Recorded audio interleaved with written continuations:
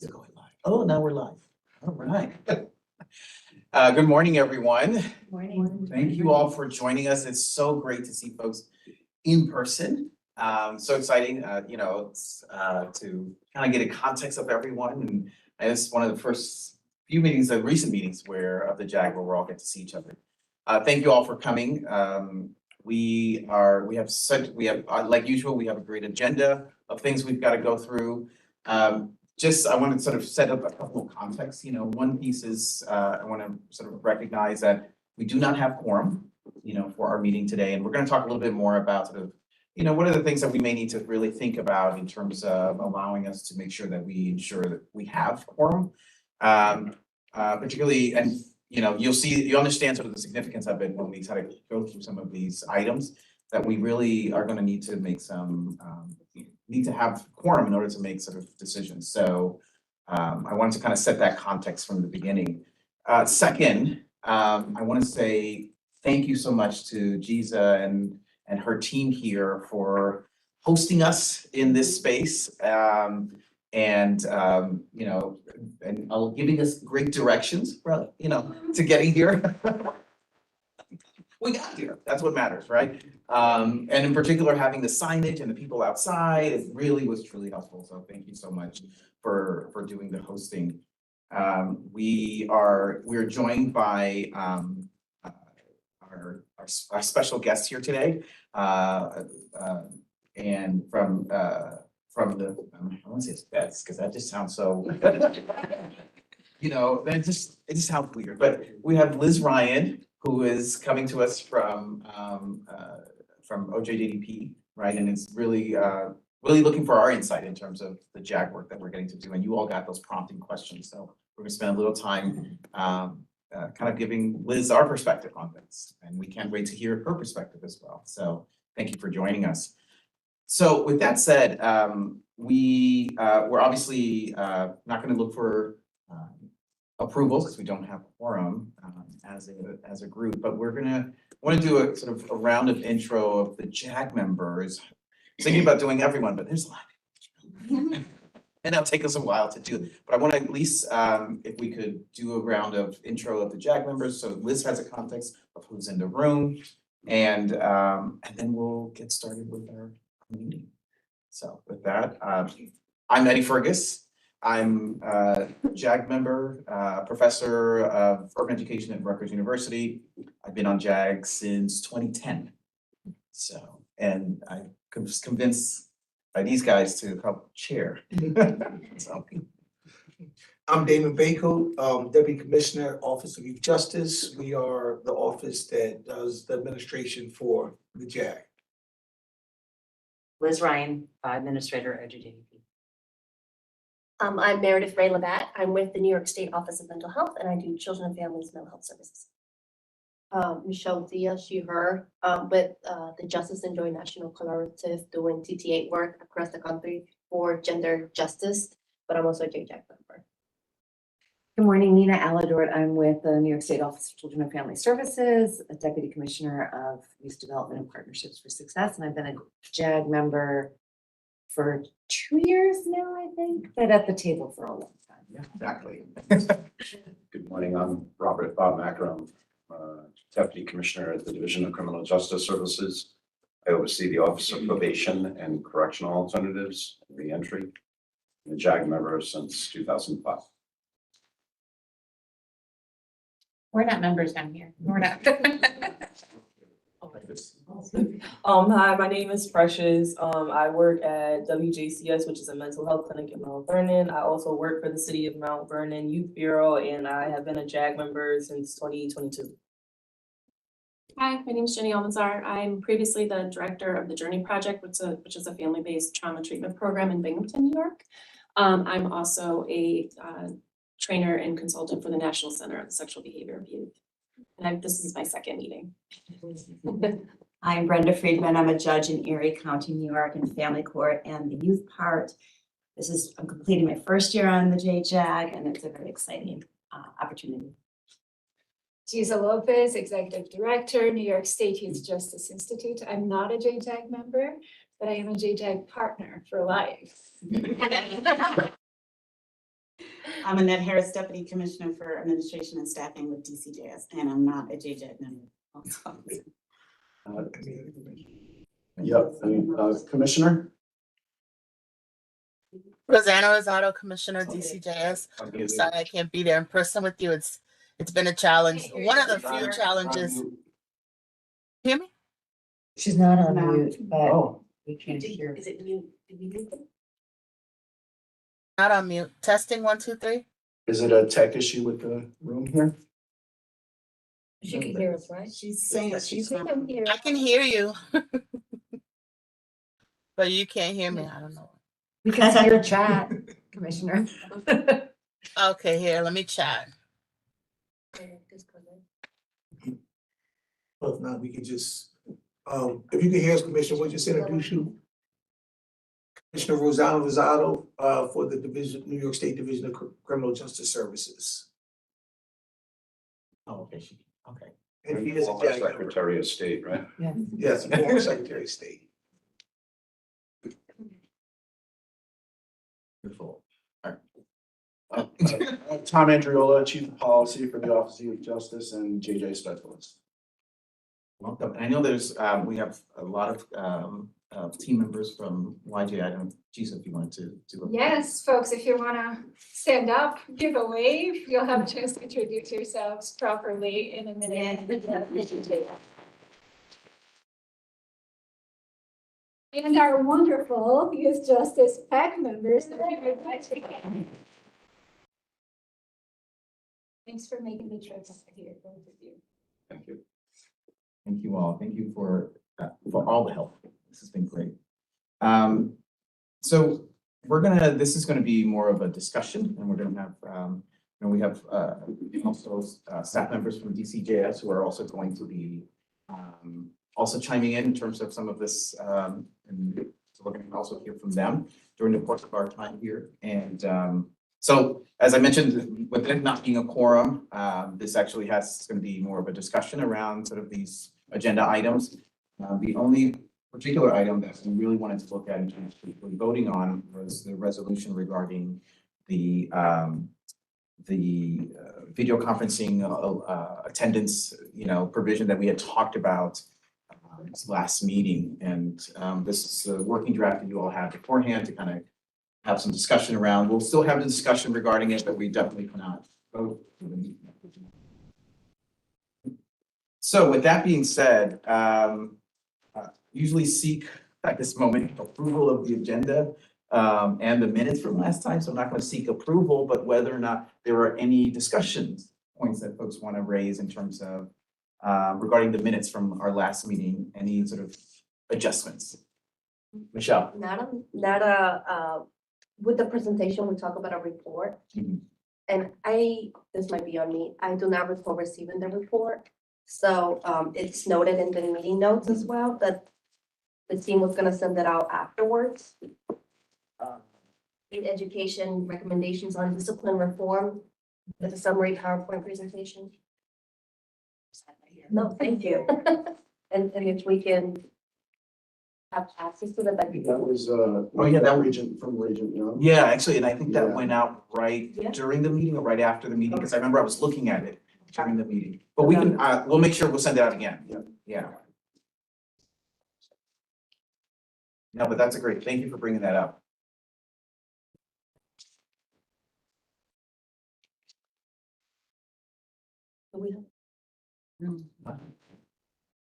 What do we need for a forum? 11.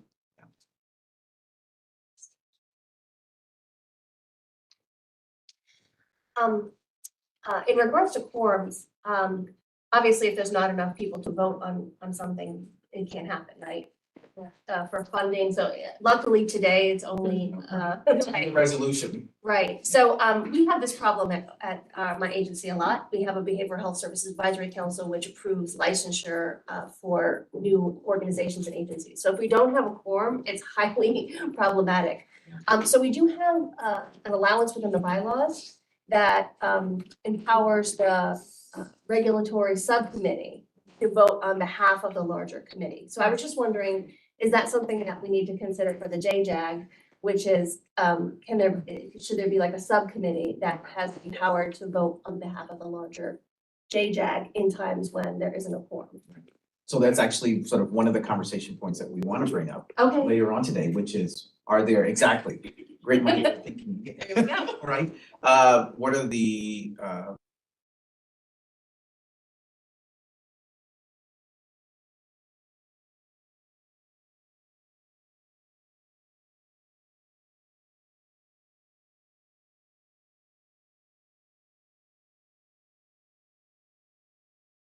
not having the approval?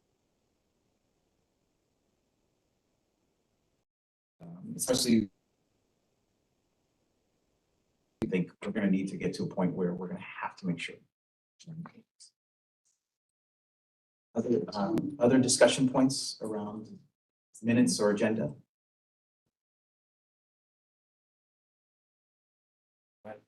Welcome, Emily. Thank you for joining us. Thank you. I I'm glad you made apologize it. for my lateness. No, don't worry about it. We are, so we're jumping in. So you probably heard already, so we don't have quorum, so it's gonna be a discussion.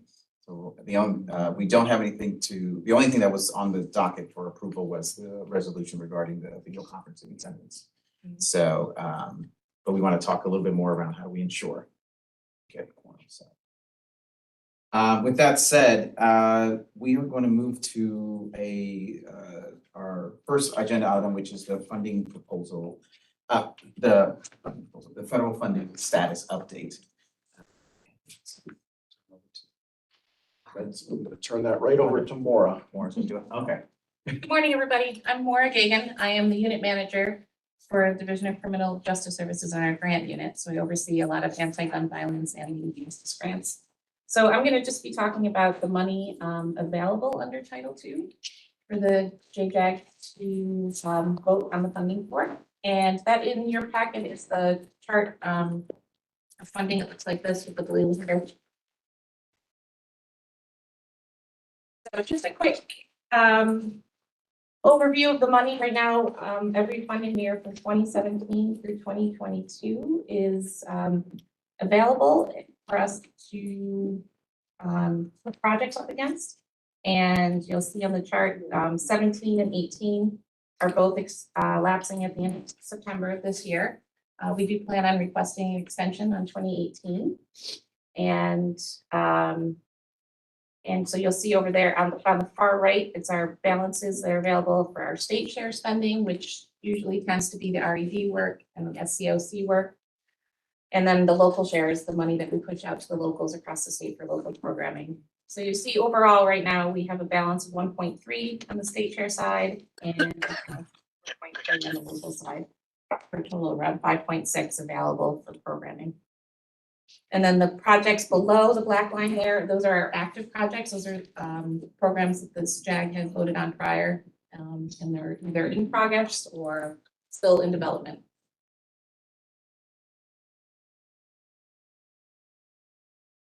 That's it, unless anyone has any questions. Maura, I have a question. Do we expect thank you, Eddie. Do we expect we'll utilize the 29449 or will that lapse? It's possible that it will lapse, yes. We're gonna do what we can to spend it down, but it might not be able to be spent down before September 30th.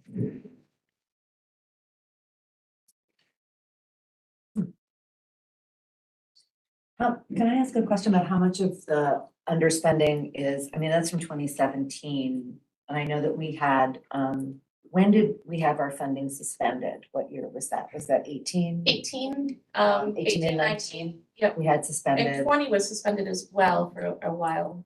That was partly SAG compliance and an audit issue. Right. So,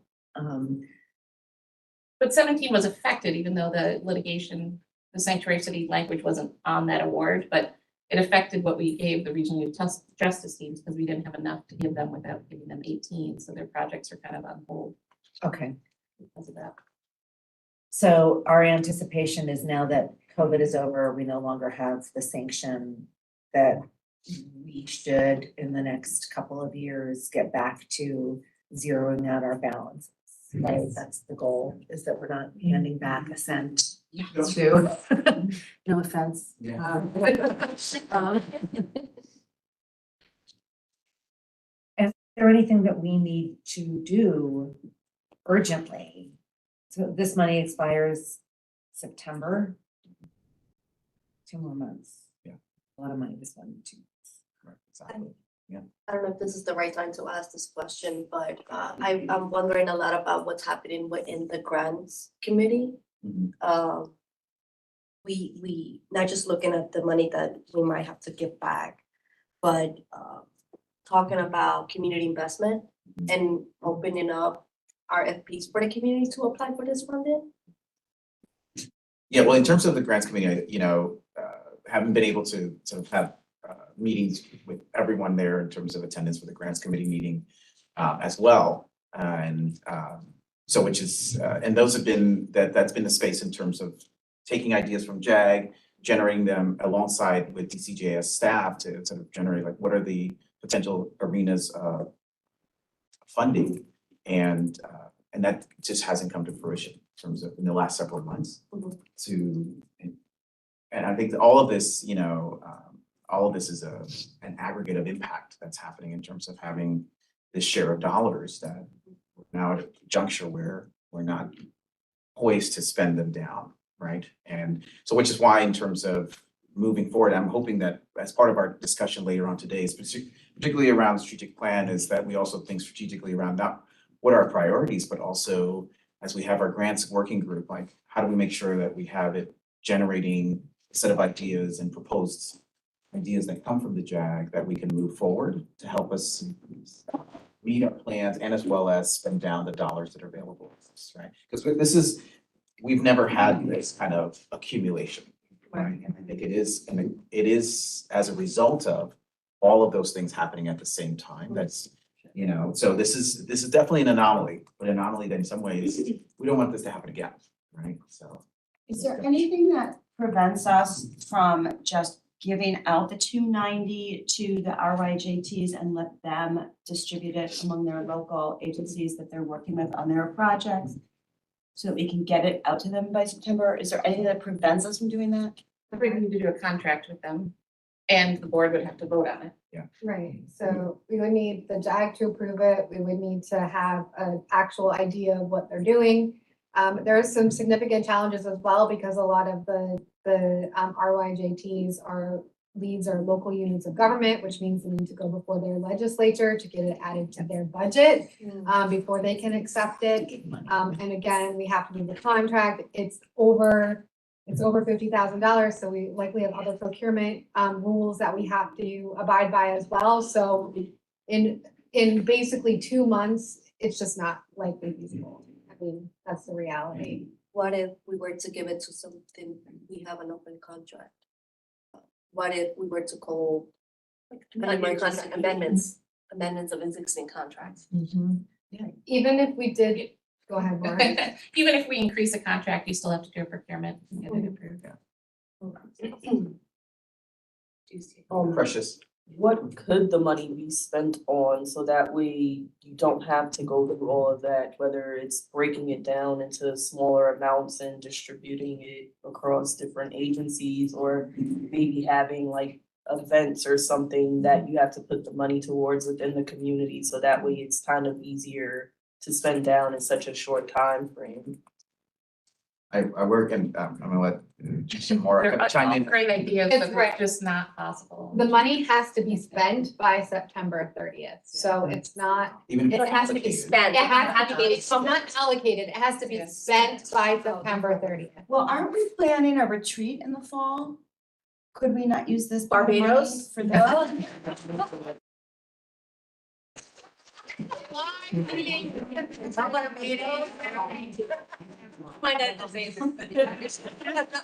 So let's bring more live. So, no, I mean, you could conceive of, depending upon what you want to do with the retreat, but there's federal dollars, so there's limitations on what it could be used for. You can't spend money on food, so there's lots of different restrictions sometimes on the federal dollars, and it has to happen before September, like, that's the thing that's key. It has to be expended by September 30th.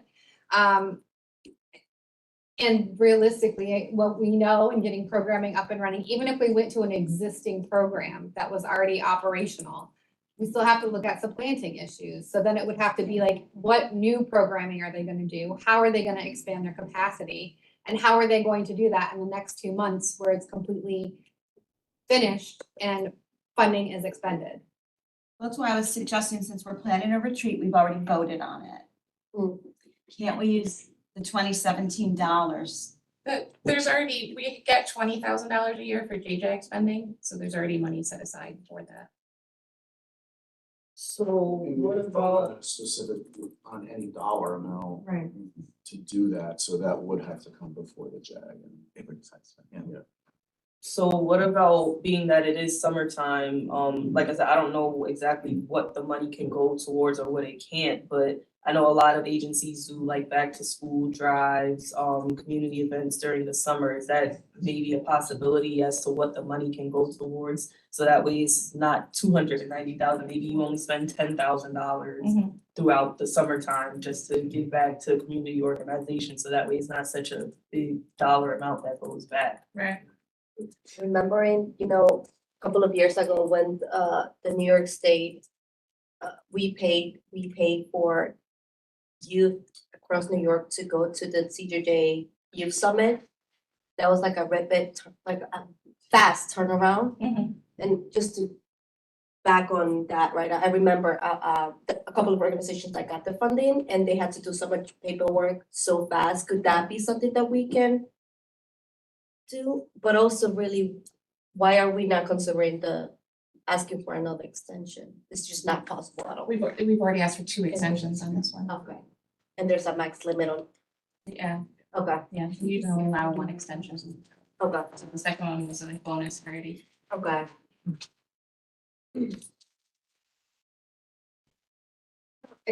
Oh, go ahead.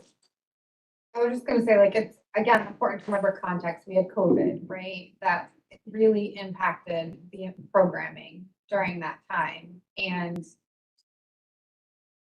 within that, right, there were some delays. RYJTs did have challenges in spending down the money, and that's just a reality. I know we haven't fully discussed that, right? But that did happen. And so, you know, we have looked at different ways to do things differently in the future. We will also be considering RFPs, right, in the future, but understanding RFP can take 9 months to get out the door, and part of the internal process. So just understanding that some of these things take some time.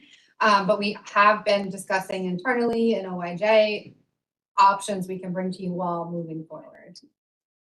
The other thing just to mention too is I know that 5 or 6 years ago, the JAG approved some interim grant approval procedures for small amounts of money in between meetings.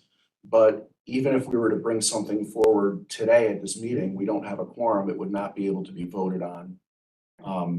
You'd have to call a special emergency meeting to put anything forth that had any real significant dollar amounts to take place, so.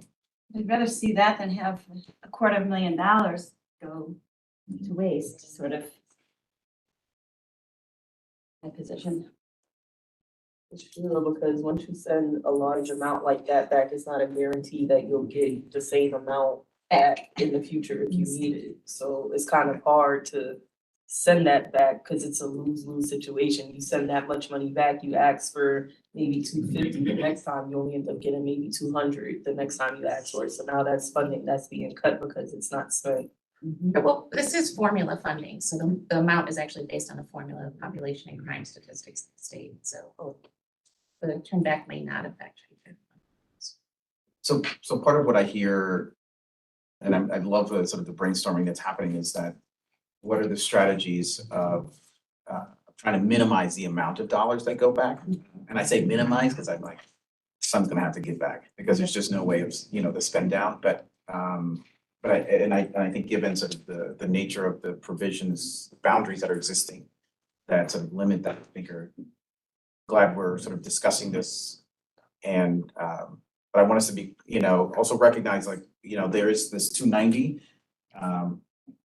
And I want us to think about all of this in relation to the rest of the 5 million plus that we also, that I want to make sure that we just don't, we're not in that position with that set of dollars. And I don't think we will be, you know, because we have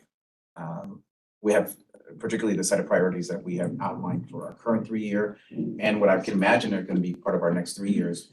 You know, we'll be well poised to do that, but I think there's some infrastructure pieces we kind of need to work on to make sure that we are in a place where we can adequately spend down this stuff. So, Set strategy, I'm gonna offer one as a grantee, yeah.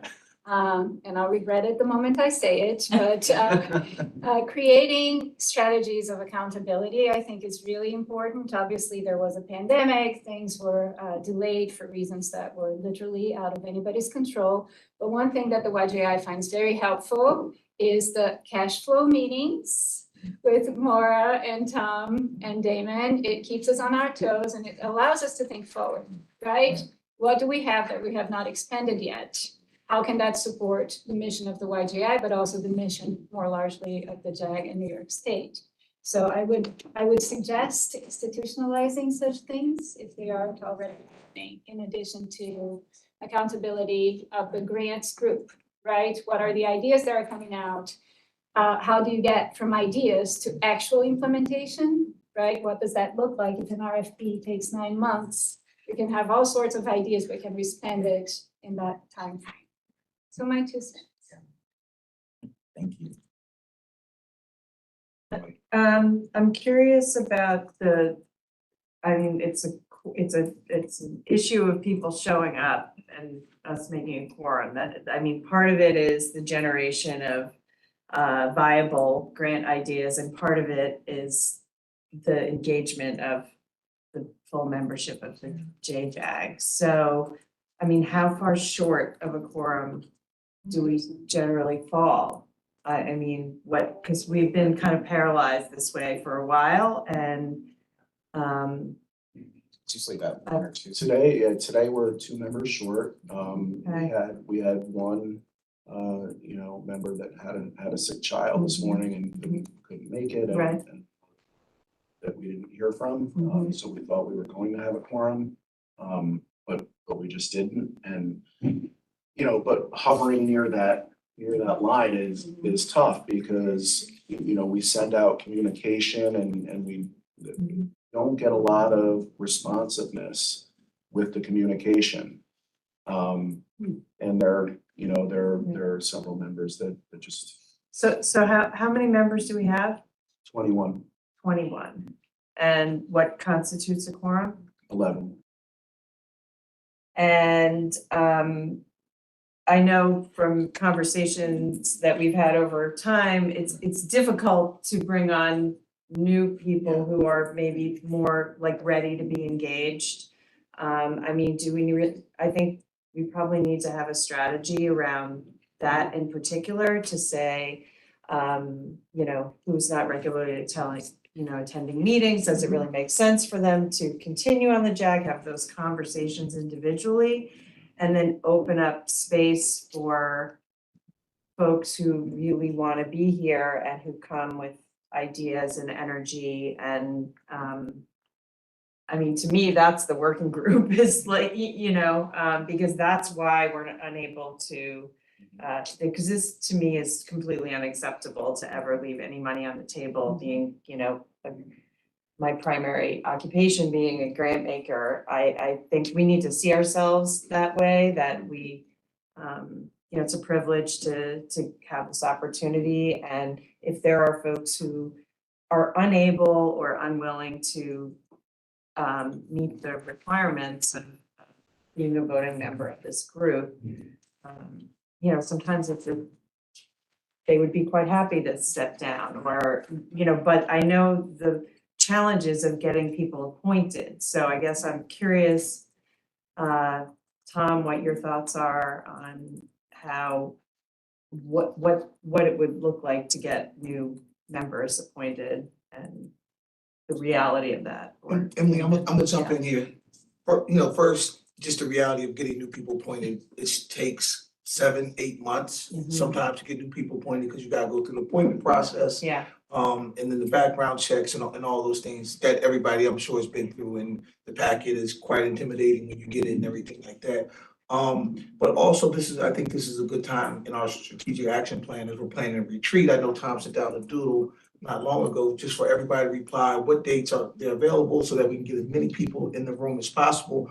And really take a whole look at not just, where we want to go, but actually what we want, how we want the JAG to function, look at our bylaws, look at all of these things so that we can make sure that we aren't leaving money on the table because, we have this money here and we're like, okay, how can we spend it? We need to spend it real quick, but are we really gonna make the impact that we're looking to do it by just throwing money out the door and saying we're hoping to spend it just to spend it? So we really wanna make sure that, with this 5.6 million, that this body is making the impact that we're looking to make the impact, and do we have that collective as a group of what that impact is that we want to make? So really, in my mind, this is a really good time to press reset and figure out like how we want the body to move to make sure that we can get the right amount of people to the table at the right amount of time. And also really look at like, we created bylaws however many years ago. Do we need to revisit those? Are they still relevant to this day? So I know I've heard ideas about co-chairs and, the subcommittees and all of that. So we really want to be able to take a deep look at that as well. This might be like jumping ahead, but as we started to talk about the strategic plan, engagement within the JJAG, right? I think most of you remember the first time that I came in, I almost walked out of the door with like 2 hours of the meeting. I was just so, but Trista held on to me, right? She mentored me, supported me throughout all of it, and that's what made me stay here 8 years later. And as we try to do that within the youth board members, but also like I don't see any of that within just regular board members or anybody, right? We only come, how do we expect as well to be here when we only meet every 3 months? There's nothing in between, right? If we want to be successful at keeping people, making people to show up, not just because of the funding, it is a great privilege, but also is what is beyond that, right? We don't get to any of community events, even we fund other programs and things like that, trainings. I have never ever been invited to, where did that money go? I want to see it in person. So it's not just, it's beyond appointment and all of that, but also how do we help and support each other? Because I think it was interesting that I texted everybody, are you coming? I got a super fast response. When other people come in and ask the same question, they don't get it. When it comes back to like, are we intentionally engaging each other and supporting each other? And we're not. That is just a reality. Yeah, I mean, we can match new members with old members, and old members can call them and just to, or something of that nature, to just try to encourage, connectedness and but also the work as a whole. Like, all I know is that we just give the money and then I see, we were just talking with Nina, like, hey, we've been together for so many years, but how about we have coffee actually? So there's no intent. I don't know if intention is the right word, right? But that's the action that happens. Even though we're busy and all of that, you and I were talking, now we should have a call. But when, just holding everybody accountable, even myself. I think these are great points, and touching on, Damon's point, I think these all become an opportunity as ways to reset, because you're right. I think there's, in some ways, we moved into a quarantine that in some ways we've kind of still quarantined, even though we're in person, right? Because we're still kind of very much operating in a recovery from a quarantine and very much in a silo. So I think one of the challenges with this funding is that it's not sustained funding, right? This is where we always sort of struggle about what's the best use of the money.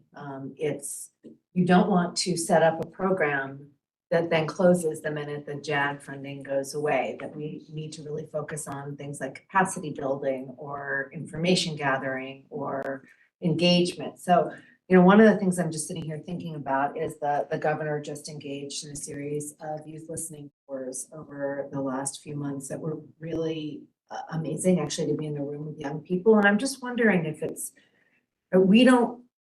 I spend a lot of time talking to programs, but I don't still really know, like, what is it that the programs could do with money that disappears? That is really the challenge, is that this is not baseline funding. So, and I think that's where we've always struggled, is that we set something up and then 2 or 3 years later, that money goes away and then the program folds, even if it was successful. So just wondering if we might think about doing some listening or engagement with the field and with even young people and families, right? To say, like, what would you, if you had money that you could have for 1 or 2 years, right? What would you want to use it for that would have impact, longer term impact? Because I think that's the struggle, and I imagine that this is a national struggle. This is not just a New York struggle, because this is happening everywhere. So Yeah. I think even finding out what the other SAGs are doing to address this when they give the money out might also be worth some of our investment. We may already know, and I'm just ignorant of that. But Well, and I think, and I love that, you know, all of these ideas, I think in some ways, some of these pieces we can fold into the strategic action process of what we can actually do in our recruitment to really bolster all of these things, our engagement, our listening to, like, what are youth asking for? What are communities asking for? Particularly agencies, and So I did listen in to the forums on mental illness at the local library in White Plains, and I sat and listened to the youth talk about, that your office conducted, Meredith, and I thought it was wonderful. It was a 2-hour listening session. I was unable to go to the governor's forum at the Javits Center, which I wanted to do, but my schedule precluded it, and there was 1,000 people there, which is an indication of how important the issue of mental illness is with youth. And I wrote the governor's contact a nice note saying I thought it was so important that, you know, LMH, the governor's office was doing this because of the prevalence of mental illness that, you know, that we're seeing in the juvenile justice system. But I want to say something else, and because our administrators here from OJJDP, and it seems like we've been very candid, you know, about our vulnerabilities. But I also want you to know that New York State is very select about the programs it funds. We seek to fund evidence-based programs. We don't throw money at a problem. So if we're short in spending, and the COVID definitely contributed to it, I think the staff of the OYJ do an excellent job in trying to ensure that the money we are spending is in line with the evidence and that it's being used on programs that produce an outcome. That's not to say that I don't think the listening tour is a good idea. I think it's a great idea that Nina has suggested, but I wanted the administrator to know that New York State takes this business very seriously and that the programs we fund are associated with positive outcomes for youth. And in particular around the capacity building piece, like, you know, if we think back to the regional teams that we instituted, it was intentional around recognizing that each part of the state has different needs, and that body of individuals have a best sense of the evidence of programming is most relevant for, you know, and our intentional to capacity build in those areas have been strategic. But I think if there's been these sort of impacts that have happened. I know Commissioner has her hand up. Oh, glad you could see that. Aren't you impressed that I know how to do that? None of my technical skills. So let me just say now that that you can hear me. Thank you for being there. And again, one of the few challenges of this job is not being able to be everywhere at once. So I feel pulled in so many ways. So 2 things. One, I thank you, Bob, for saying that, because I think it's important to let Ms. Ryan know that we are, you know, that we do these things with intention, right? In terms of the funding. And then just for the chair and for Damon to consider, I handled the block grants at DOS, I'm forgetting the name of the community block grants.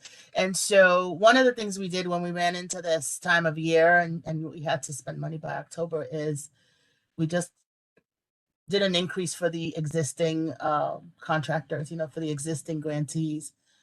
at the beginning of the summer so that they could spend down and they can do they can do, stuff that had to do with school or summer programs, the people who you already contract with, if you do an increase, kind of a windfall for them in the summer, you can avoid it, a whole new procurement. So that's something to consider.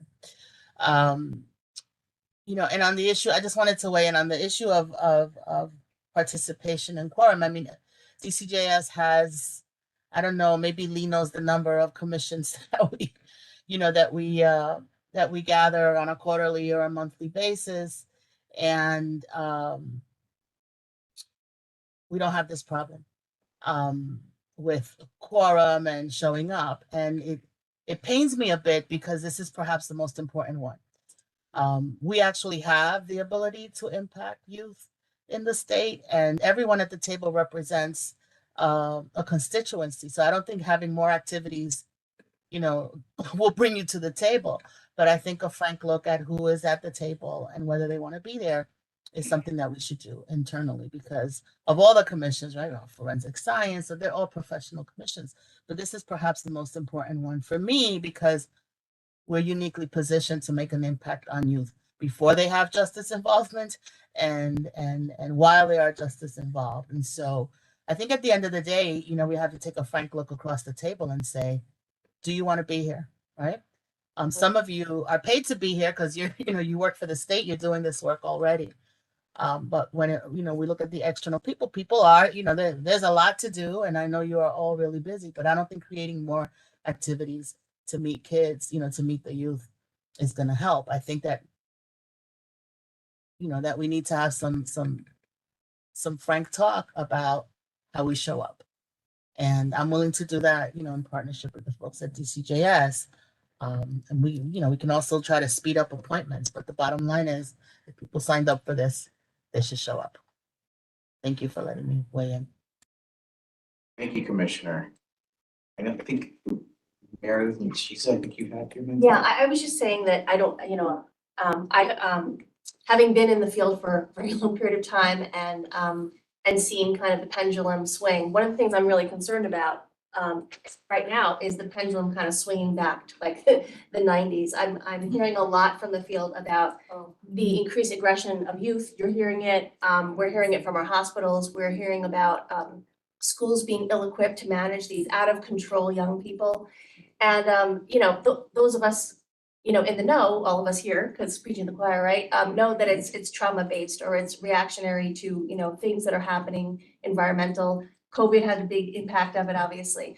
But what makes me nervous about that is because we have an access issue within the system of care, there's not enough services available for the needs of the young people, is that this is a prime, it creates a prime opportunity for kids to be diverted to juvenile justice, right? For kids to be acting out and being arrested, and so it's really a critical almost time right now to make sure that we're being planful and thoughtful and coordinated in which to provide funding and tools to the field to and identify those best practices and things that work well in these times of ours that are a little bit unique for us, in that again, I think the pandemic kind of created an extra layer of making it more complicated, but we are at a point where I am very nervous.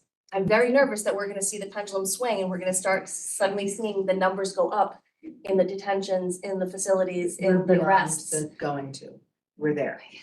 Okay, so yeah, but so that's why I'm excited about the retreat. I'm excited about the conversations, but I think that we absolutely should spend all the money we can because it's truly desperately needed at this time because I don't want to go back to the 90s with a super predator mindset where everybody's out of control and we need to put kids away, right? Right.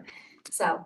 And I concur, and I'm seeing it on the school side. Right. With all the data I get to see from school districts, that super predator mentality is showing up in the orientation towards exclusionary practices. It's like, you gotta get them out, send them to somebody else. Right. And there's a degree to which there's very little care in terms of who they're sending them to. Right? It's just get them out of this context. Exactly. And so, Hearing that, it makes you nervous. Yep. I think these are all parts of things that we want to talk through in our strategic action plan. So last two thoughts, because I know we've got other stuff, Giza and Precious. So I'll be fast, and I'm sorry, I don't want to distract from that very important point Meredith. Going back to the idea of hearing from the communities on how to spend money, there are a couple of laboratory of ideas going on right now. Project Rise being one of them, as Commissioner Rosado alluded to, but also we just finished the first New York State Policy Equity Academy, and part of that was giving to the teams in each of these 5 counties up to 50,000 to implement the work plans that were based on their ideas. So I wondered, Trista, if there are lessons to be learned on what worked well, what didn't on that, and how easy or hard it was to not only gather the ideas, but help them implement them. Yeah, thanks, Giza, and also thanks to the JAG, since you all partially funded the BEA, which started, I think, 4 years ago now, Policy Equity Academy. Yeah, I mean, we're very excited to have wrapped up. We've seen a lot of good changes come out of the Policy Equity Academy, and I think we're about 2 years in, and what we're really seeing is most of the changes are policy and practice changes that didn't require dollar amounts to make happen. I think the other thing that we are seeing is, yes, we gave up to $50,000, is that folks are struggling to spend $50,000 because it personally seems like a whole lot of money, right? But when we're asking people to implement programming with $50,000, that's going to cliff, right? Which means that once it's gone, it's gone. Some of them are struggling a little bit, right? And so some folks are trying to fund training, right? Which we fund a lot of training in. How do we measure the impact of that, right? What's the outcome of that?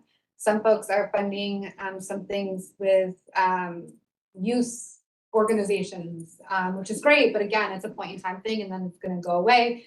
And one of the cool things we're seeing is that departments are finding ways to build credible messengers in their departments, but utilizing their own budgets and the own funding that they currently have because they can sustain it. So it took us a couple of years to get there. We are seeing some good results, and I think at some point we will come back to the JAG and present on that and ask some of our jurisdictions to present on the work that they've been doing. But it kind of runs the gamut, and some of them are facing some challenges. I think there's a lot of different things moving right now in communities and jurisdictions, and we're asking them to do a lot as well. And so I think sometimes that can be a little bit of a challenge. But we also know the community is excited about being part of the process. And I think, Giza, I think that's what you're alluding to with RISE.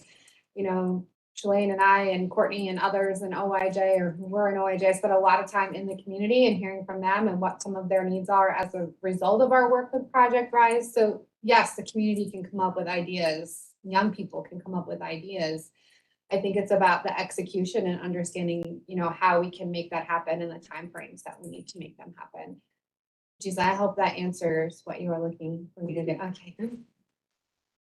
Thank you. And Precious. So recently I helped co-facilitate the youth leadership conference with Congressman Bowman, and that was having youth from within Westchester County come. They were able to brainstorm in different groups based off of different topics, what they wanted to see happen in their communities if they got X amount of dollar funding for said activities. So that can be something that can be started, and then maybe in a way to spend down the money, you can put that money towards their ideas. So if they say, hey, we want our park to be renovated or something along those lines, you can put in maybe $5,000 towards that park to be renovated. Or if they say we want to keep having these meetings quarterly, yearly, that can be money to be put towards there, because you're actually hearing from the kids in the community. It gives them something to do whenever you have those meetings, which means they're not going to be out on the streets, and it goes towards a bigger purpose. So I don't know if that would make the cause go down some when it comes time to spend the money, but that's something to help them be engaged in. And they're in charge of what happens because they're telling you what they need. It's not necessarily you coming to them with ideas and then them kind of going with it, but they're telling you what you need, what they need. So now it's up to you guys to keep working with them, keep meeting with them, and trying to figure out how you can make their needs happen. Thank you for that. So part of what I'm hearing out of this funding status update is a lot of ideas in terms of how how do we on one hand sort of generate a strategy to spend the money by September 30th. And I think and thank Maura for kind of giving us a sense that there's some boundaries to that, right? And I think all of these are great ideas that I wonder if I want to be mindful of, what is possible, even potentially, like a 1% possibility given sort of the timeframe that we're in. That I worry, the idea of trying to generate a special emergency meeting, trying to generate that, great, we may land on that, but I wonder if we have the same issue that we're having now in terms of forum, right? And everything that needs to lead up to kind of having an emergency meeting like that to then get to, so there's a lot of various steps that I appreciate kind of for us to discuss and understand sort of the boundaries of what's possible and what's not possible. But I do hear a great deal of energy around, well, let's not let that happen again. Yeah. Right, like if nothing else.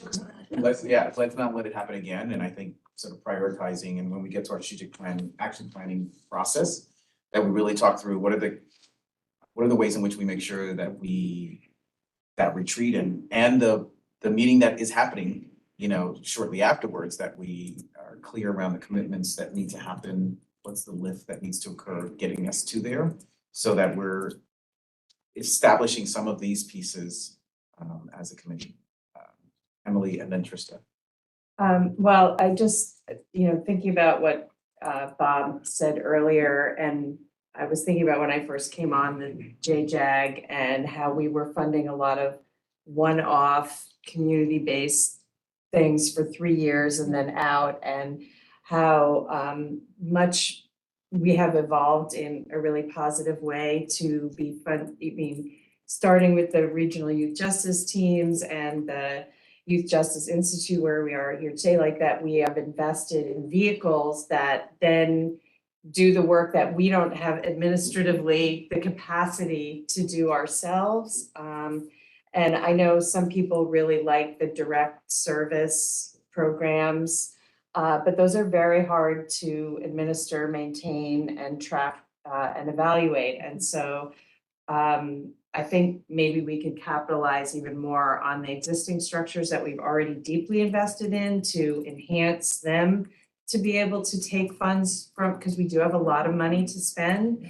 And so when we think about our strategy, I do encourage us to think about intermediaries that are very close partners, that are trusted, that are giving us constant feedback and reports, that really can implement some of the things that we would like to do, but that we just don't have the ability as a board to, admit to really supervise ourselves. And maybe there are additional structures that we should think about creating or enhancing existing ones that are already out there. There are many, many organizations that are already out there that could then implement some of our priorities for the JJAG and just kind of take us out of this, inability to churn the grants out in a timely way that we want to, if we are able to grant it to another institution that we trust, that is in constant touch with us, that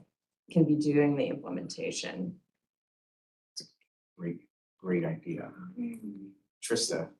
Yeah, I was just gonna add, I think it would be really great for folks to see how other state advisory groups operate.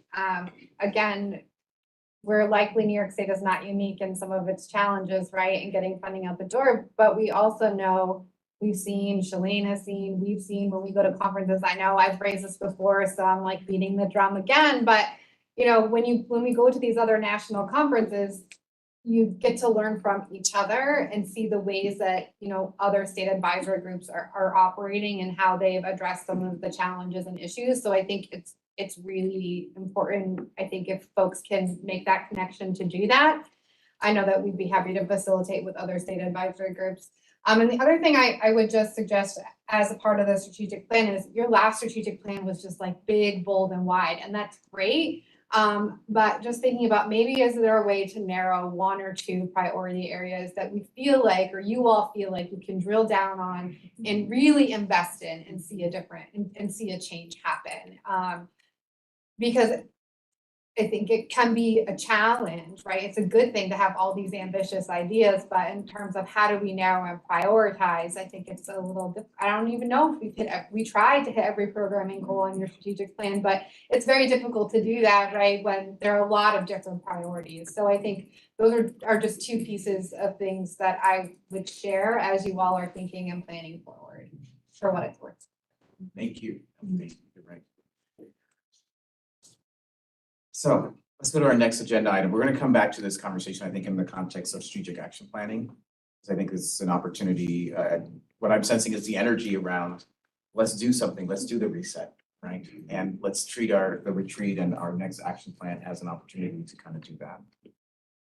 So the next discussion item on the agenda is regarding the resolution that was drafted up from our last meeting regarding response regarding video conference attendance.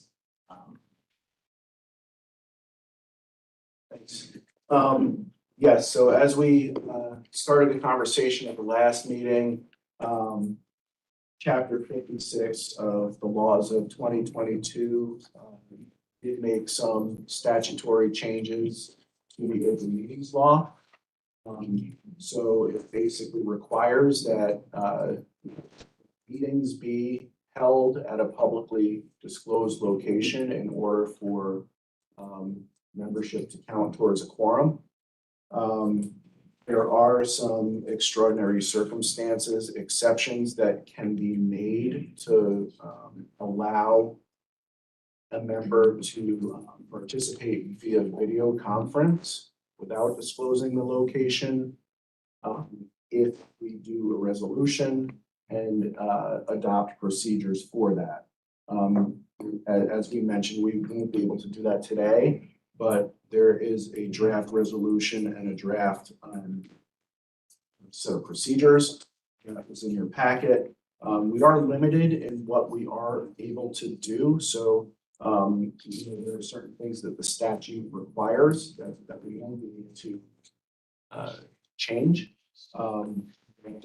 Basically, the extraordinary circumstances can be written out. Things like disability, illness, caregiving responsibilities, or other significant and unexpected factors that play into allowing you to participate remotely via video conference. If you do participate remotely via video conference, you still will not count towards a quorum, but you will have the ability to vote. So that's just part of what the statute says. It's nothing that we can change here. So these procedures are, they were actually mirrored off of one of the other commissions that we have at DCJS. The language is essentially the same with the exception of some background information on the JAG. So there's really not a lot of wiggle room here, but we wanted to put that in front of you and for discussion, and we'll be able to bring that forth at the next JAG meeting to have it discussed for approval. So any So questions? the allowances would only be those that are emergent or unexpected. It wouldn't be something that would be like, I have to travel 3 hours every time I come here. Correct. I can't come here for that. Correct. All right, I just wanted to make sure I understood. The board does have some ability to include what the factors are in that language, but the wiggle room is not large. 3 hours to travel, that might be something that could be talked about, and we look deeper into the language of the statute. However, you have to remember it's not going to count towards a quorum. So that's one of the major issues that we have here. I just want to make sure when we're in New York and in Albany, that's counted as attending the meeting. It does, it's being physically present at a disclosed location, so we do disclose the locations publicly. You know, and like we talked about before, if you have another location that you'd like to participate from, and we disclose the location and the public can have access to that location, that can count. Yeah, so this doesn't change the notion of the quorum. We still have to have a quorum. I'm wondering if there could be, in advance of our next conversation about this, some kind of survey of the members, particularly the ones who don't regularly come in person, to find out what is causing them to appear virtually. Because maybe we need to understand that before we have a final discussion about that. I'm guessing that most people don't understand that it means that we're not having a quorum and that we can't vote and we can't move projects forward. My guess is they don't have any sense of that. So I'm wondering if there's a way to communicate, whether it's an individual phone call by staff to each person or something very personal, to try to take a better look at what is causing this issue.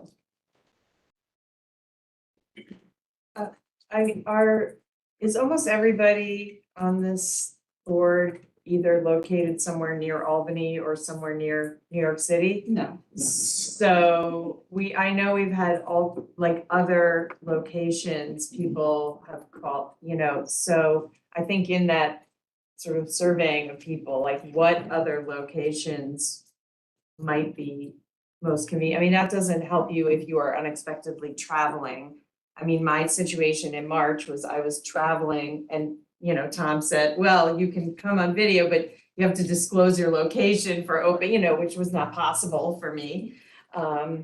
So that makes it really hard, but if there are enough locations that are official and open and disclosed, that would make it easier for people to physically get there. That's assuming that's the issue. I guess that's my thing. I don't Because know. they That's would the be a issue. quorum if they're an official, or it's only in the two, Albany and New York City. Well, I think what we have to keep in mind also is the issues we've been having with technology.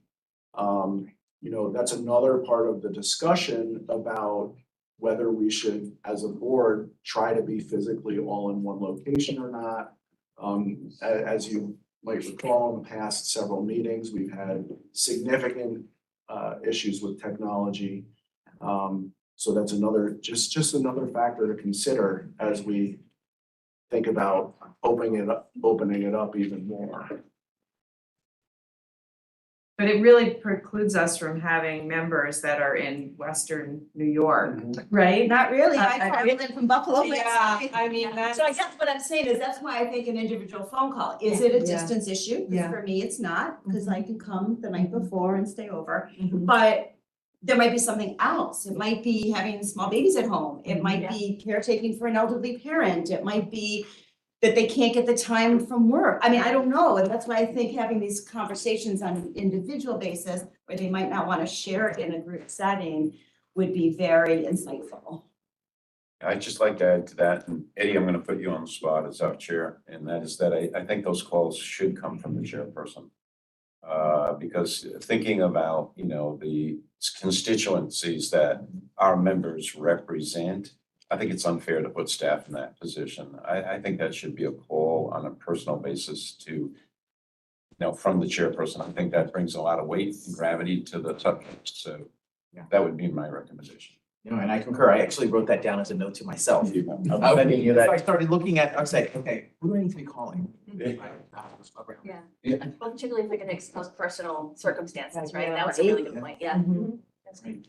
And allow for like, what, you know, and having the conversations of like, what are the ways in which we can make it sort of possible for, you know, obviously the first option is in person, right? But then what are the other sets of options that may be available to, because we do want, you know, we want those sort of, we want the presence of everyone who has been appointed, because there was intentionality, everyone that has been appointed, in terms of not only sort of meeting our guidelines around as a JAG, but also in terms of sort of the constituents and stakeholders that are represented here. But I hear your point around like, what are other official sites that may be potential, because part of what we also have to, thinking about this piece is it may help us with voting, but it doesn't help us with quorum, right? And so we're still kind of coming back to that to make sure that we solidify quorum every single time, so. But you're right, I completely agree. I got it, Bob. And this, I was just gonna ask this quick question. For members who don't have the means or don't do this as part of their job, so to speak, or aren't local, they can get their costs reimbursed, is that correct? Through the JJ? Okay. Well, I was just going to say that that there is funding set aside to cover the cost of travel for JAG members. Yeah. Caveat, if you are already a state employee, you have to go through your own agency and then do a JV through DCJS. It is reimbursement based, for non-state employees. If there is like a fiscal challenge, we can pay for, transportation and lodging up front, and then do, through, some resources through DCJS, and then you would just get reimbursed for per diems and any sort of, like if you do Uber, Lyft, that kind of thing. There can sometimes be some time between your reimbursement, just throwing that out there. It's not it's possible. I'm just throwing it out there. And then the youth members do receive a stipend for participating in the JAG meeting. We do acknowledge we're getting better. We do acknowledge that sometimes there have been some lengthy delays there, but we are getting better at that. But yes. Can I ask like just a basic question about our membership requirements? How many people, how many youth members, what age what's the definition of a youth member? Sure. That would be helpful. Yeah, so the federal statute requires between 15 and 33 members. There are several categories of type of profession that we need to have on the board. Youth members need to comprise at least 1/5 of the membership. There need to be at least 3 formerly involved or formerly involved in the juvenile justice system. And the statute was recently changed, so if you're appointed under the age of 28, that's what counts as a youth member. Okay, thank you.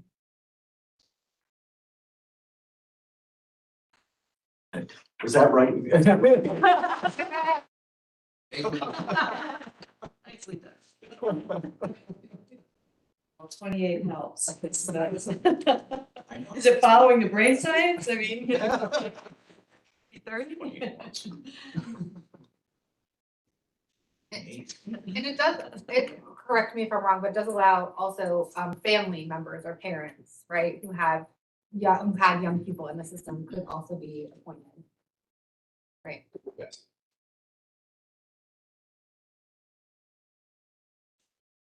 So any other discussion around the provisions regarding this draft of the resolution?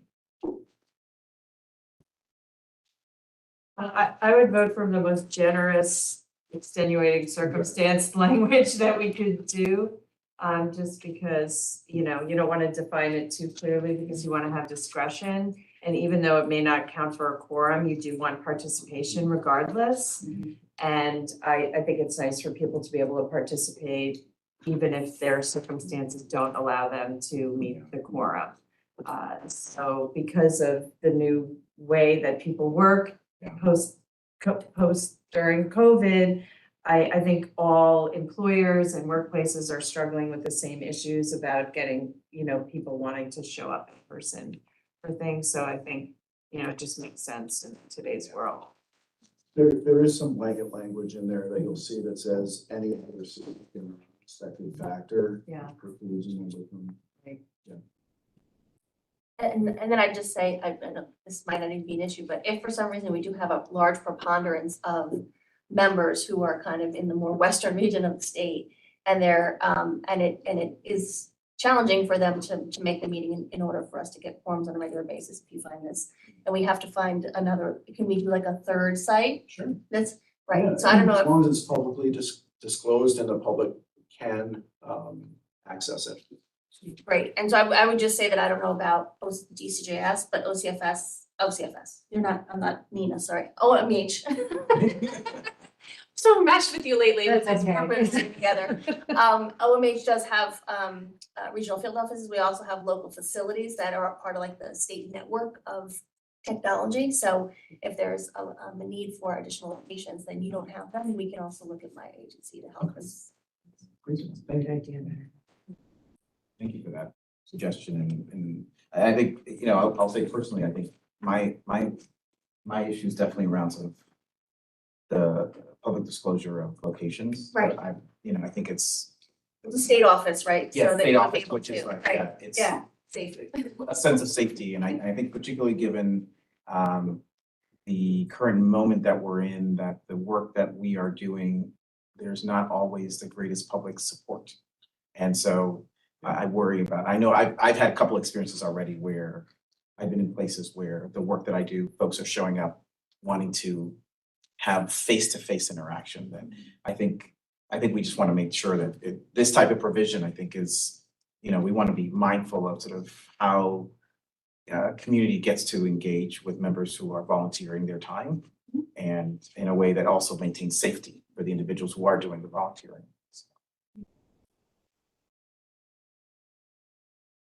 All right, if there are not any other items, the next discussion item is strategic action plan. Okay. So we'll just run through this quickly, just to remind everybody and for the benefit of here, what the last plan looked like, what the highlights are for that plan, which runs through the end of this year, I believe. So first, the JAG vision. This is what was decided upon at the last strategic action plan meeting. The New York State youth justice system operates with effective, safe, fair, and equitable practices that promote public safety, prevention, wellness, and healing, and continuous commitment to raise the age priorities and align with intersecting systems. Pretty broad vision. For the goals, there were 3 goals. The first one was to support efficient coordination, alignment, and delivery of services that reflected the priorities of the state agencies and the Partnership for Youth Justice. There were 3 action items underneath that. One was sustaining positive outcomes from pandemic-related changes. Second one was to align efforts and services. And the third one was to support implementation science, translational efforts, and effective outcomes.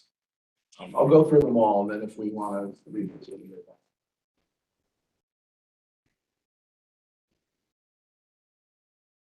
The second goal was to establish and implement youth justice policy priorities.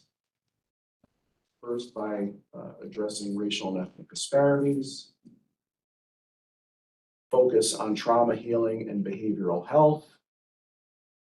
Deliver prevention efforts and youth-centered services. Partner with schools. Establish police and community partnerships. And train certified youth-serving professionals. So we're getting to Trista's point where we've had a million things in the last plan. All great things.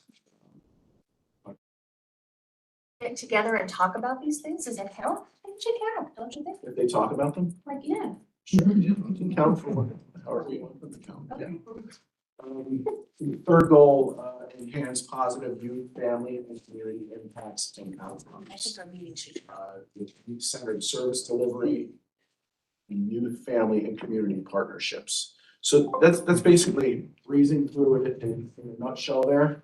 But we can go back and have a discussion, any questions or anything like that, or any points that anyone wants to raise.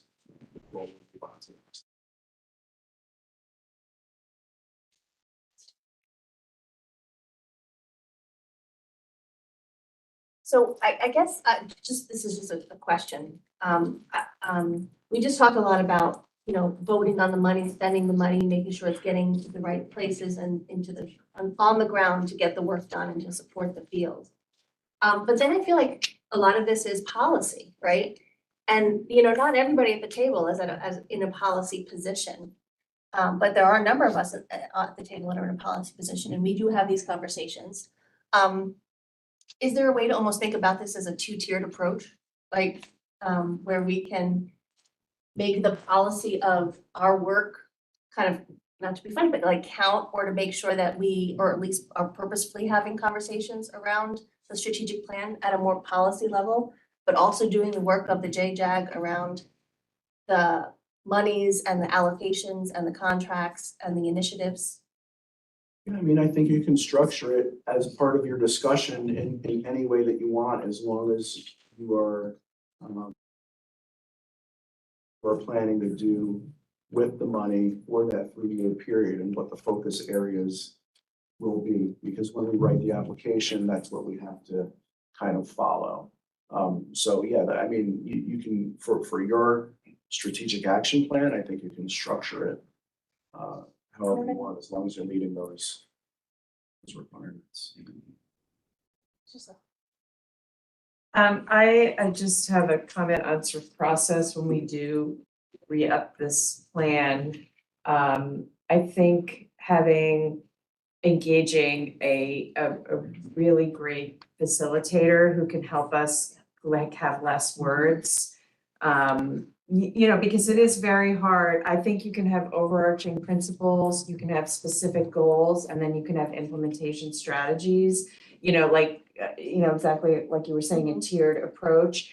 But it takes a very skilled person to wrangle a group to come up with something that's not like an entire page of everything but the kitchen sink. And we all do have different interest areas and we come from different perspectives, and you don't want to lose that. I'm not suggesting that at all. But when it comes to actually making grants and implementing and making sure we cover all the aspects of our plan, I think it's very, very important to have just clear, succinct language that defines broadly what we're hoping to do. And there's an art to that. And I have been participated now in quite a few of these retreats. We've had some excellent people who have been very earnest and tried really hard to do this, but I think we're at a point right now, just because of all the other things that we've been talking about up until now, that if we are lucky enough to gather the whole, as many people as we can to do this work, I think investing in someone or some group of people who we vetted, who can really help us hone in on something. I agree. Very tight for the next 3 years. Well, I will say, I think that's a great idea, but then we're gonna have to communicate in between now and September. I mean, I know there's not a JAG meeting going on, but I mean, this is when we're talking about participation of the group, having the group send out emails, suggestions, so that we can do that. Because, just going through the process of contracting and all those different things, that has to happen as well. So this is a great time to kind of start like figuring out how the group is gonna communicate outside of just, the JAG meetings, or when something's called in September for the retreat. I know that at the last meeting, I believe, we had a conversation about re-engaging the YJI again to assist us in pulling everything together. I don't know if there's any conversation We're about. poised to do it, if it would be helpful. If there is a superpower that we were unable to deliver on, I would love to know. And if there's something that we can work between now and the retreat with an eye on contracting constraints and all of that to get the right person to do it, we'd be happy to. What I would like to suggest is have like some sort of every second Thursday of the month, there is an open line that folks can call in to facilitate this sense of community that you were making a point about, Michelle, earlier. Maybe this is not the best way, but just like create a space and a time that is predictable for everybody to just engage outside of your own engagement with each other, which I'm sure, Eddie, you're going to. Yeah. Stimulate. support and all of that. Definitely not my superpower. But I agree with, I think there is, so to your point, Emily, in terms of, I hear your point around sort of, having a facilitator who can manage the actual meeting itself, right? Because I think part of what was great that YJI provided was the knowledge base of resources to really, that we could chew on in our last retreat. And as I looked at these goals, and I think back to the moment in which we did this, it felt great, like, yes, we got it in there. But now as I look at it, what the heck were we thinking, right? And I think part of what we were thinking at that moment was there was a lot going on that we were also contending with in terms of, we were in a very different climate in terms of juvenile justice reform work that was happening, that was being stripped away, right? In very particular ways. And I think we were trying to be strategic in terms of how do we wrangle and manage some of these set of priorities and realities, given what we didn't want to see happening in New York, right? And we were noting happening in other parts of the country. And so I'm trying to remind myself that that's the headspace we were in that moment. But it seems we're at a different headspace now in terms of now seeing this and seeing where we're also projecting forward. How do we sort of tailor this and perhaps having, the idea of having someone facilitate, but yet I also think there's an information bank that we need to make sure that is brought to our our retreat, so that we actually have stuff to, I'm a big fan of having homework before we show up for the retreat, so we're ready to chew, as a group. So, Bob. Hey, I'm thinking the same thing. Did you want to? Oh, yeah, sorry. That's okay.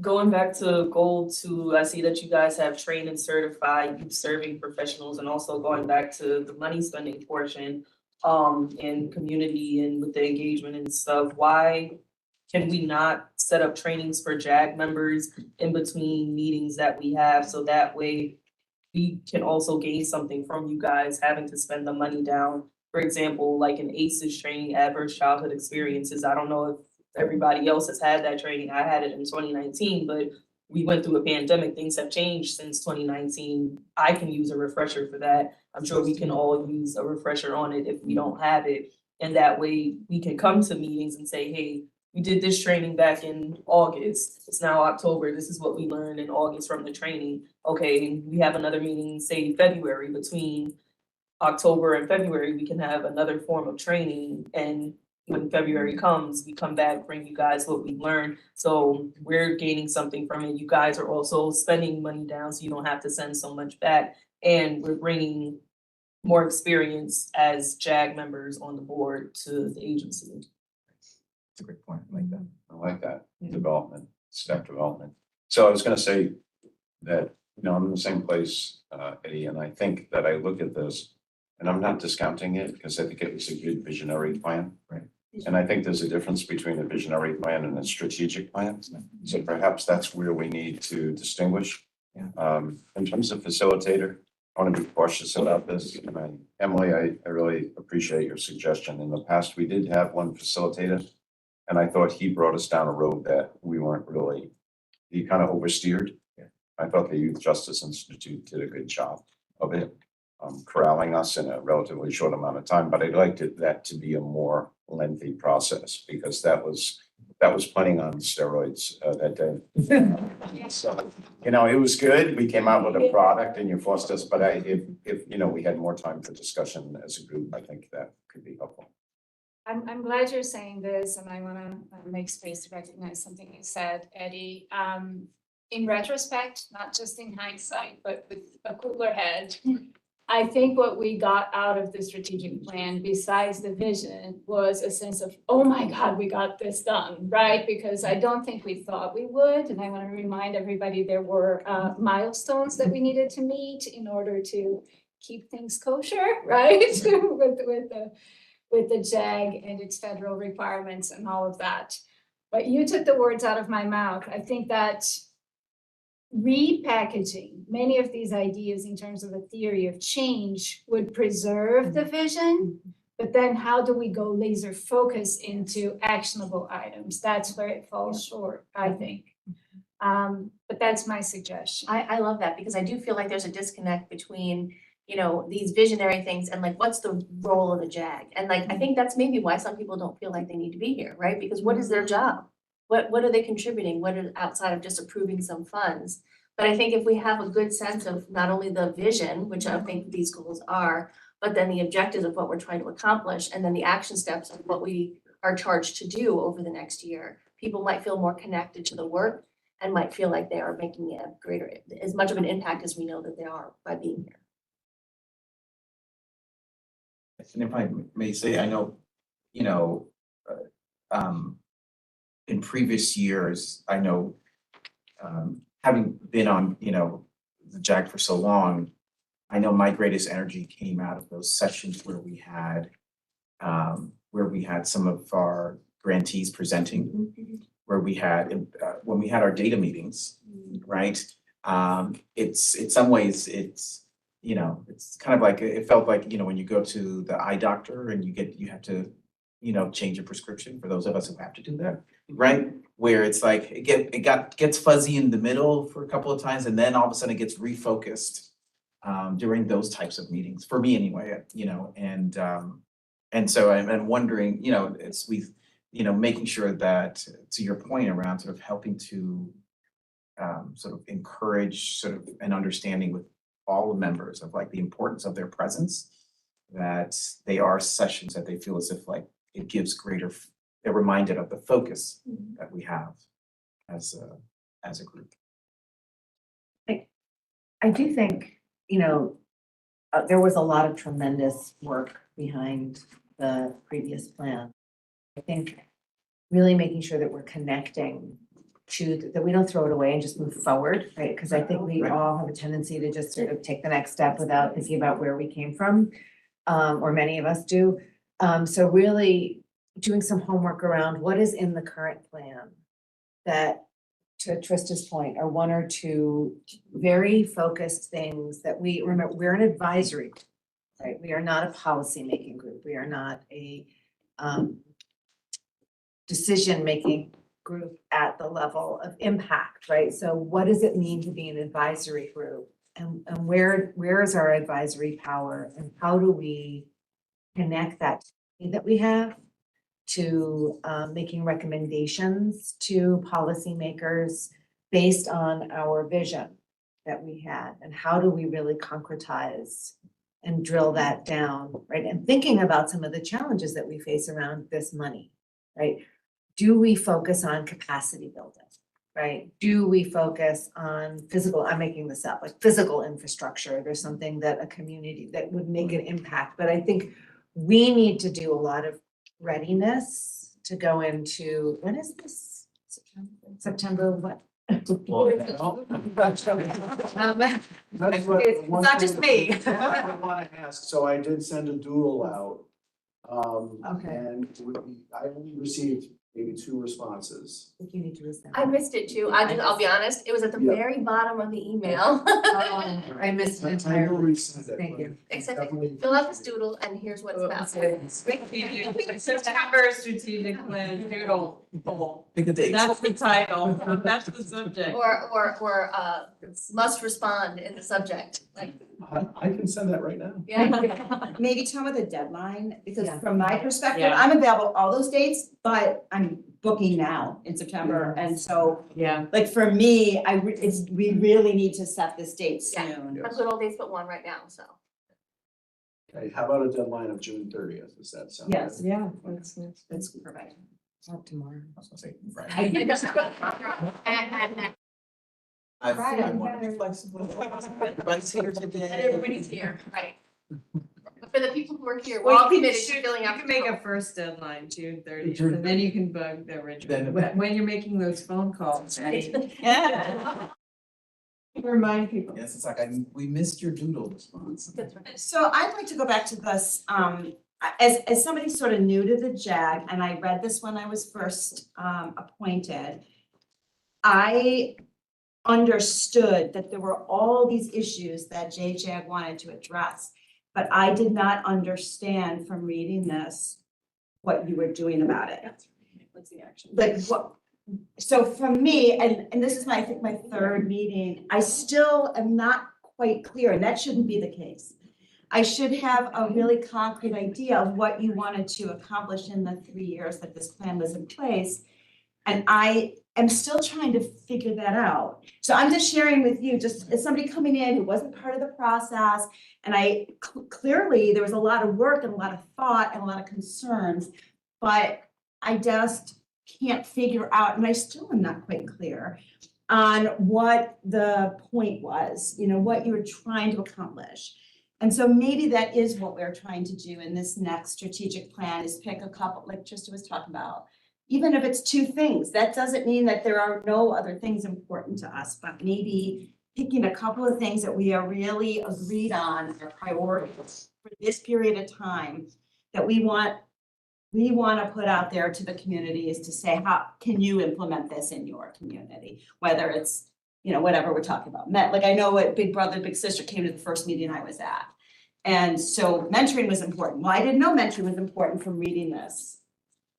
But obviously we spend a lot of money on mentoring. So like trying to figure that out. How do we convey exactly what we really want to accomplish in these next 3 years, but leaving it open enough that each community can figure out how to do it on a local basis. Yeah. I mean, we have the chart, which we can recirculate again, which are the things that you all have funded that fit into these priority areas, but. But that's looking at it backwards. So that is what I did. I went to that chart, yeah. but It's sort of backwards. right. And I do, I'm gonna say it again. At some point, the application will be released and we will need to put in our new 3-year plan, so. But we could keep the strategic plan we have as a visionary plan, because that was well thought out. It's Yes. evidence-based, it's contemporary, it's thoughtful. What we need is a strategic plan to fit within the vision, I think, Yes, I agree. and to have priorities about, you know, how we spend money. So part of what I hear, and I'm glad you raised your hand, Jesus, because I was turning to you, is, you know, I'm hearing sort of some elements of the mechanics of how we want to do or be ready for the retreat. And seeing this as visionary, right? Having elements of, there's very much sort of a theory of action that's sort of promoted within this. But there's definitely sort of a, I think there is, I think, you know, particularly going back to the chart, you know, being able to see like where have been the strategic areas of investments that we've made that touch on, have they been about capacity building? Have they been around infrastructure? Whatever, you know, I think those pieces will help us to know, to really sort of set us up, to really drill down to those very strategic areas for the next 3 years. You know, we're not trying to solve all the problems, but we definitely want to be intentional around which ones we want to pay particular attention to, so that we are meeting the deadlines for the application. But Jesus. Yeah, and I wanna challenge this group as you're having these ideas to make it concrete. How do you actually make it happen? Because, for example, the grants work groups were an afterthought, right? So I feel like a more effective strategic plan will be one that has not only the strategy, but a well thought out in advance plan on how to make that happen. And that includes what is the work of subcommittees or whatever it is that you guys feel you have time to devote to, or what other mechanisms you want to use to implement. That will help you focus, I think. Yeah. And I think, speaking to that, I think when we built this, we did outline a structure, but then it had to change. It had to change, yes. We got feedback, and it had to change, and we had to take a different direction. I think the grants working group was like a sort of an afterthought approach, right? Which I don't think we solidified enough in terms of how to make it operate. We spent more energy on the other structure that we had in mind.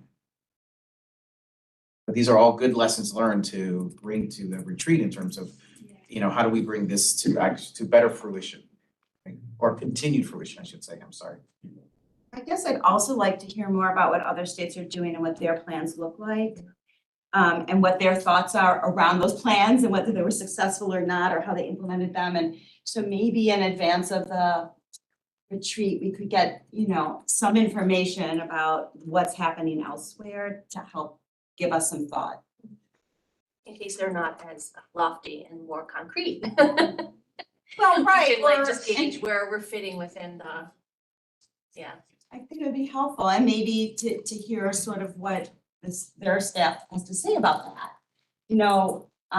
And how their boards have implemented their plans and whether they thought, what their thoughts were around those. I mean, every state is struggling too, so it'd be helpful to hear. Yeah.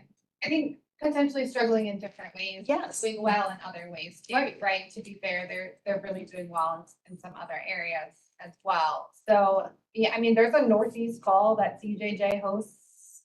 I'm putting Michelle on the spot. You might know more. But there's a Northeast call that happens where all of the states that are in the Northeast region come together, I think quarterly. So there's opportunity for people to participate, like those have been open, right, in the past for people to participate in state advisory groups. Members do participate. There's all sorts of info hubs out there for state advisory groups through CCAS, which is the TA support for OJJDP.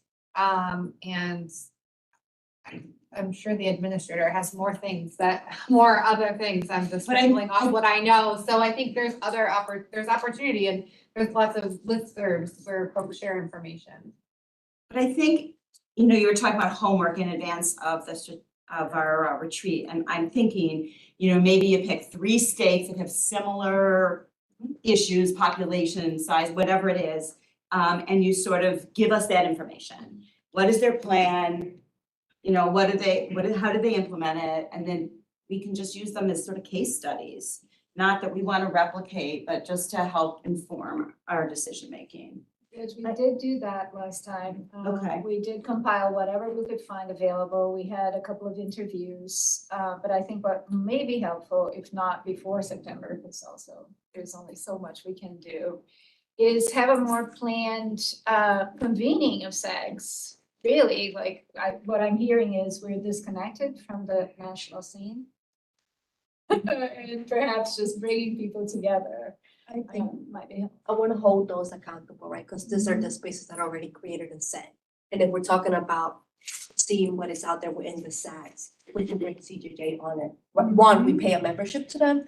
2, right, if I'm correctly, OGDP also gave some funding, so CJJ can actually do more work within the SAGs. I would be more than happy. We don't have to have GISA come in and create this, when you already have one operating entity that has been decided to do this and has been doing it for over 40 years. Yeah. So that is just one of my things. Yeah, and like just to go back, right, CJJ holds an annual conference, which all of us, if you don't get the funding from your government state, the JAG can pay for. State advisory groups all across the country came together. Just last year, we had 43 states plus other jurisdictions coming in together, almost 600 people. They come in, share what's happening, what are they doing, not just as a whole nation, but also regions and how they're intersecting with each other. So it is within our own. Let's hold each other accountable, and let's not create something that has already been created. I also think the other thing that would be good for us to do in preparation is, I don't know that everybody knows all the things that are happening, right? In probation, right, in detention, in prevention, right? So I also think that grounding, whether we just get, I don't know that everybody knows what's going on at OCA, right? Or with the defense bar, right? So that we are not, I don't know how much of a grounding in a big picture everybody has about what is the state of implementation and policy across all of the agencies. And I feel like I have a good picture, but that's because I do a lot of intersectional work with my colleagues. But I don't know if it would be helpful to have just some broad priorities or initiatives that are going on in all of the parts of the state that really intersect with all of these strategic goals. So that's a good idea, I think, and we did something like that. I don't think it's the totality of what we could do. But last week, Emily, JRP and Teresa Skinner Hansen from my office presented to the probation community the data presentation that we had last December. And we took seriously Jesus' comments to not only put the data, but the data narrative together in context. And we presented that. We had over 150 people from the probation community on the call looking at outcomes by probation, intake, adjustment, successful supervision, case specific in terms of, it was aggregate data, but was able to drive an analysis by race and ethnicity, each segment of the system. So that, we're educating our community about what they're doing. And then, I can comment later to the administrator on this program in terms of how we're following the data and what we're doing to address those issues department by department. I don't know whether this board realizes that, in terms of raise the age. So I think, and that's just a small part of what DCGS is doing overall. And Nina has her, what OCFS is doing and OMH, et cetera. So there's a lot of good work that's being done in the state. So I think part of what I'm hearing is that we're in agreement in terms of homework. We're in we're in agreement in terms, we are discussing sort of having our YJI partner support us in this strategic plan retreat. So I want to sort of continue this discussion in terms of us having being able to because these are all sort of informational bank pieces that I think are critical for us to have ready and have perused prior to our retreat. And so which may need to look like in some type of digital workbook that folks have prior to our meeting and have done a level of reading and in preparation for sort of deep sort of identification of what is of greatest relevance for us to sort of be able to move forward in defining the next advancement of this, right? I agree with the points that are made in terms of let's not throw this out. I think there's great stuff here, but I think there is definitely a paring down or sort of a more surgical attention that we could have given some of these great priorities that we've already outlined that are based in, I want to remind us, based on a lot of data points that the YJI gathered not last summer, 3 years ago, in terms of their work.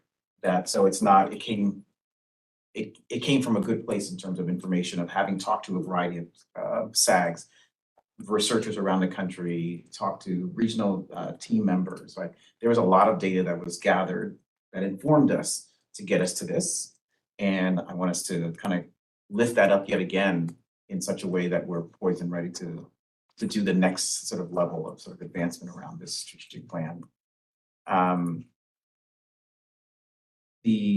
think there was also, I appreciate this last comment around what do we know about what everyone is doing that is in particular, not only just because we can come in with 20 things that are happening. I'm sure there are 20 things that are happening easily, but it's given what we know are some of the key priorities that our youth are letting us know are priorities for them, how are they existing as priorities and our various different partners, right? So, so for example, issues around sort of mental health issues and services, right, that our youth are presenting. What are the ways in which our various agencies are? How is probation approaching us, right? How is OMH, DCJS,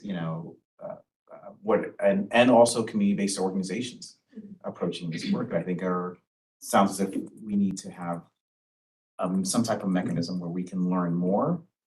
And as a JAG, that doesn't, and I also want to say, it doesn't have to happen all in September. Right. We can spread the wealth out over the year. Yeah, over the several years, I should say. Right. But I think prioritizing that there's still, that we can benefit from all of that. Any other thoughts around strategic action plan?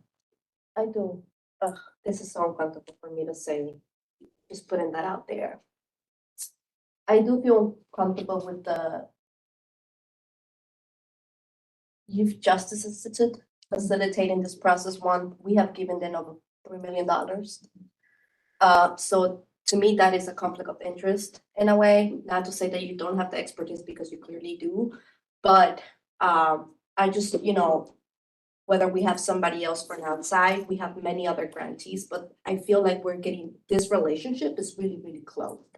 And as somebody that just stepped into like in a different sector, philanthropy, what we have seen overall is that the people that get the most money are those that you have close relationships with. And that is an issue in itself, right? We should keep supporting what has been working, but also if we don't get growth on new things, how can we know that those things are gonna be the next big thing? So that is just putting that on the record. Thank you for that.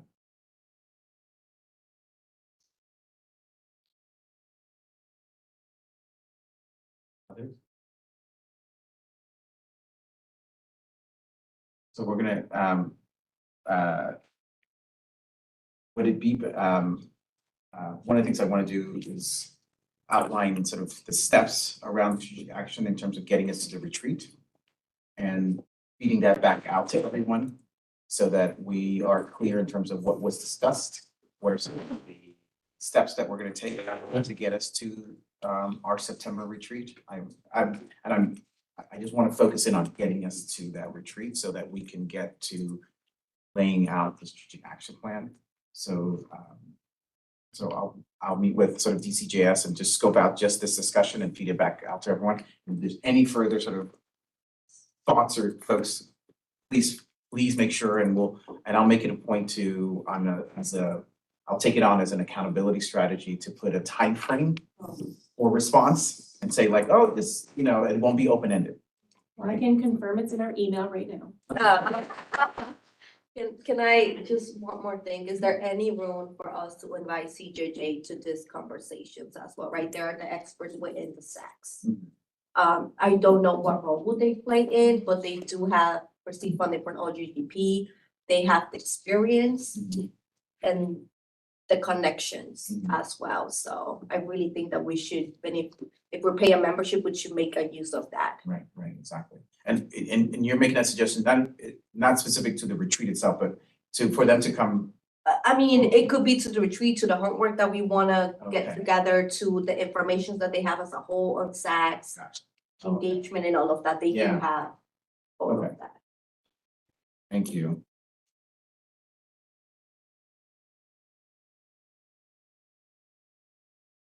Our next item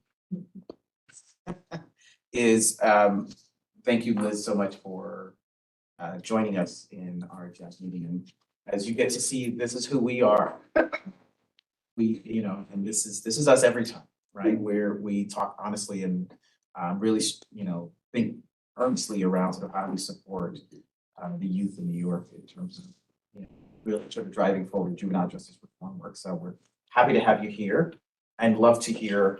I know you have some updates, and then you gave us some homework in terms of questions. So I hope folks are ready to have a conversation. I'll turn it over to you. Great. Thank you so much, Eddie, for having me, and Tom for inviting me, and Dean for getting me here, and Emily for suggesting this many months ago. So thank you for having me. I really learned a lot from your conversation today, and this is really why I'm trying to be out and about in the States more often so that I can really absorb like what's actually happening on the ground. And I share your pain around doing strategic planning, but I think we all collectively want it to be more than a paper exercise, right? Like at OGDP, I think we've had plans in the past that are on paper, and they don't, they may or may not mean something in action. So it's really refreshing to hear like the conversation that you want to make it meaningful. And we literally just had a strategic planning series of meetings internally at OGDP where we're taking a framework called the Continuum of Care, which is really actually in the JDDP Act statute. There's a whole section in there So it goes from prevention through reentry. So we did like a mapping exercise to say, well, what are we actually doing? And then are we using every lever that we possibly can? I think, many of you only know us through the Title II money, right?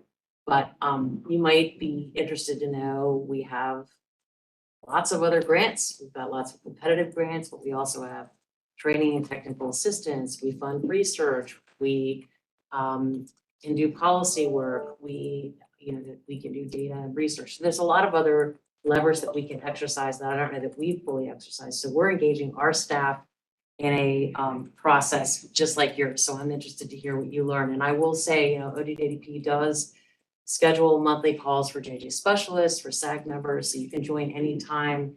Ask the staff to provide you with information. Typically, if you want to see somebody else's plan, they'll ask you to contact the other state, but we can arrange to make sure that you get that if there's things you want to see.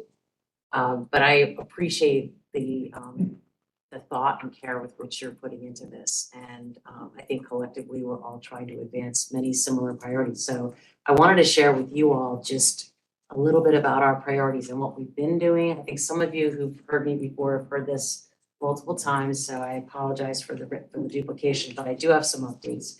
So I've been at OGDP a year. This is a presidential appointment, so I serve at the pleasure. But it's really critical to me that OGDP is a presence in the field no matter who sits in this seat. So for me, I want to change the way we do business and how we're showing up in the field so that leaders in the field can have expectations about what OGDP can do and what OGDP should do. Like just what we're doing right now, where you invited me to come, and I was really happy to be here. So when I started on May 16th, I set out some priorities, which are listed in here. They are essentially their overarching priorities are centering directly impacted youth and their families and increasing racial equity and fairness. And then our policy priorities are focused on treating children as children, serving children at home with their families and communities, and opening up opportunities for justice-involved youth. So as I've put those out there, I told our staff, look, you may say these are Liz Ryan's priorities, but these are really the field's priorities, right? I've been working in the field for a long time. What I think many folks would see their work somewhere in these priorities. So when I invited them to think about how would we implement these priorities, we also set up a series of listening sessions, which we did virtually last summer. I know virtual isn't as ideal as in person, like conversations like this. But in order to make it happen quickly so that we could hear from people right away what their thinking was, we did that over the summer. We got a lot of feedback. We incorporated many of your ideas into our budget, the way we're spending our money, into our programming work, into our training and technical assistance, what we're funding in terms of research. Big gap is policy. We really hadn't been doing as much policy, so I created a policy division at OGDP. Kristen Crackey is now the associate administrator running that division, and we're hiring people. We've hired 2 people so far. We have a few more to hire. And that's really exciting because I heard from a lot of you that you wanted us to have policy papers that say OGDP on it, like what's good, what's not good. So we actually needed people to help facilitate that, so we did that. We also felt like OGDP had been really absent for many years in terms of being present in the field at CJJ's meetings or other meetings. So for me, it's a priority to increase OGDP's visibility and presence in the field, not so that we can be there, but so we can hear from you. One of the ways that we're doing that is through the Federal Coordinating Council on Juvenile Justice, which is in the statute, as Tom knows. That has 14 federal agencies on it, labor, education, health and human services, many others. It's really our way of looking at how are we collaborating with other agencies. It has practitioner members on it as well. And so we stood that up for the first time in many years last fall. And at our first meeting, we invited youth from across the country with lived experience in juvenile justice to tell us what their recommendations were. So many of the youth from CJJ's Emerging Leaders Committee, the National Juvenile Justice Networks, youth leaders came and shared recommendations with us. And that council, which is an independent council, I am the vice chair, Merrick Garland chairs it. But in reality, you know, we can kind of do this together. But the young people put out a whole series of things to the members of that group, and that's what we're using to guide that work. So let me just give you a couple updates on what we're doing with the Juvenile Justice Act. When I came on board, for those of you who came to CJJ's meeting last year at that time, I think it was day 3 on the job, I told people, I know that FY21 and 22 monies are in limbo. And I made that my top priority to make sure that money got out, because I know how important it is to all of you. So that money is out across all the states now. But that's not enough, right? Like that's kind of a basic thing that we should have been doing already. We are trying to bring states back on board that have dropped out. There's 4 states that are not participating. We're hoping several of them will rejoin this year, because it's really important to join the network of groups working on this. We also heard from many of you that our training and technical assistance really needed to be more proactive and supportive, and so we're doubling down on that. And also, we plan to issue regulations on the JDPA. As many of you know, they haven't been issued since 1996. And I felt that it was important, since the act has been updated 3 times since then, that we should put out regulations that codify many of the and clarify many of the questions that I think those of you in the states have had about this. On our priorities, I wanted to share on centering directly impacted youth and their families. We created a working group at ODWP to look at how we're operating. I don't think it would surprise you to know we've been around for 49 years and we've never really worked with directly impacted youth and their families. So if we're going to ask the rest of the field to do this, we're going to do this ourselves as well. So our team includes people from every division that are looking at what are all of our operations. And so the first thing that our team says, our bread and butter is we issue close to $500 million in grants every year. We need to put language in our solicitations that essentially says, if you want a grant from us, you have to tell us how you're working with directly impacted youth and their families. We're also, for the first time, piloting a peer review process with youth with lived experience. So they will join the team of people who do peer review. It's a new thing for us. And I'm going to be looking at it very closely. We're also going to be really figuring out how it's working, hopefully to scale up so that it's across all of our grant programs. We also supported CJJ in doing a toolkit to help SAGs to really engage and partner with young people. We also are covering, I think, 70 youth across the country to participate in their youth summit in August, so that young people across the country can participate. So we're putting our money, where our priorities are. One other thing I would say that I was really excited to see recently is that the president appointed 3 people.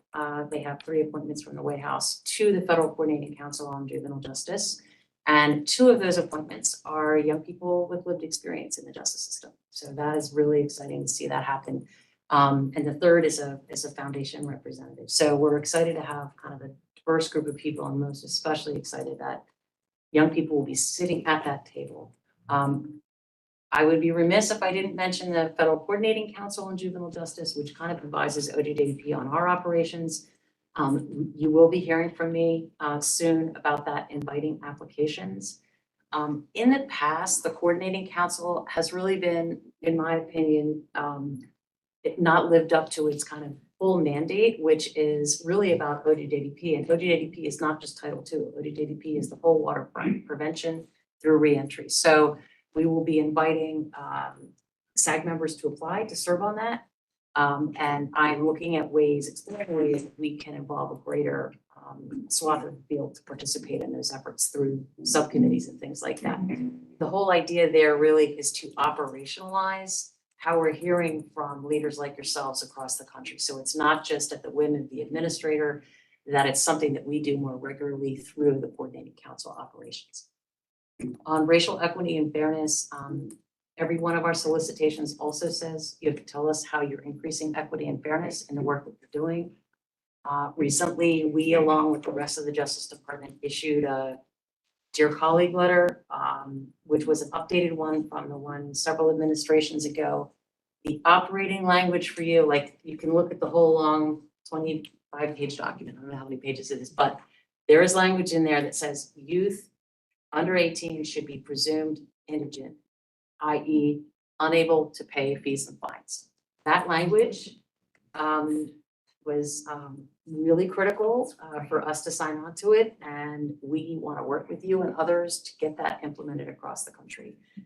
So I especially want ideas from people, I'm looking at everyone in here, about ways we can get the word out about it. You know, sent the letter directly to judges and to all of the associations of judges, but we really want to make sure that that gets implemented there. Also, in the previous administration, some language, all of the data around racial disparities was removed from the ODADP website, and we have put that back up there.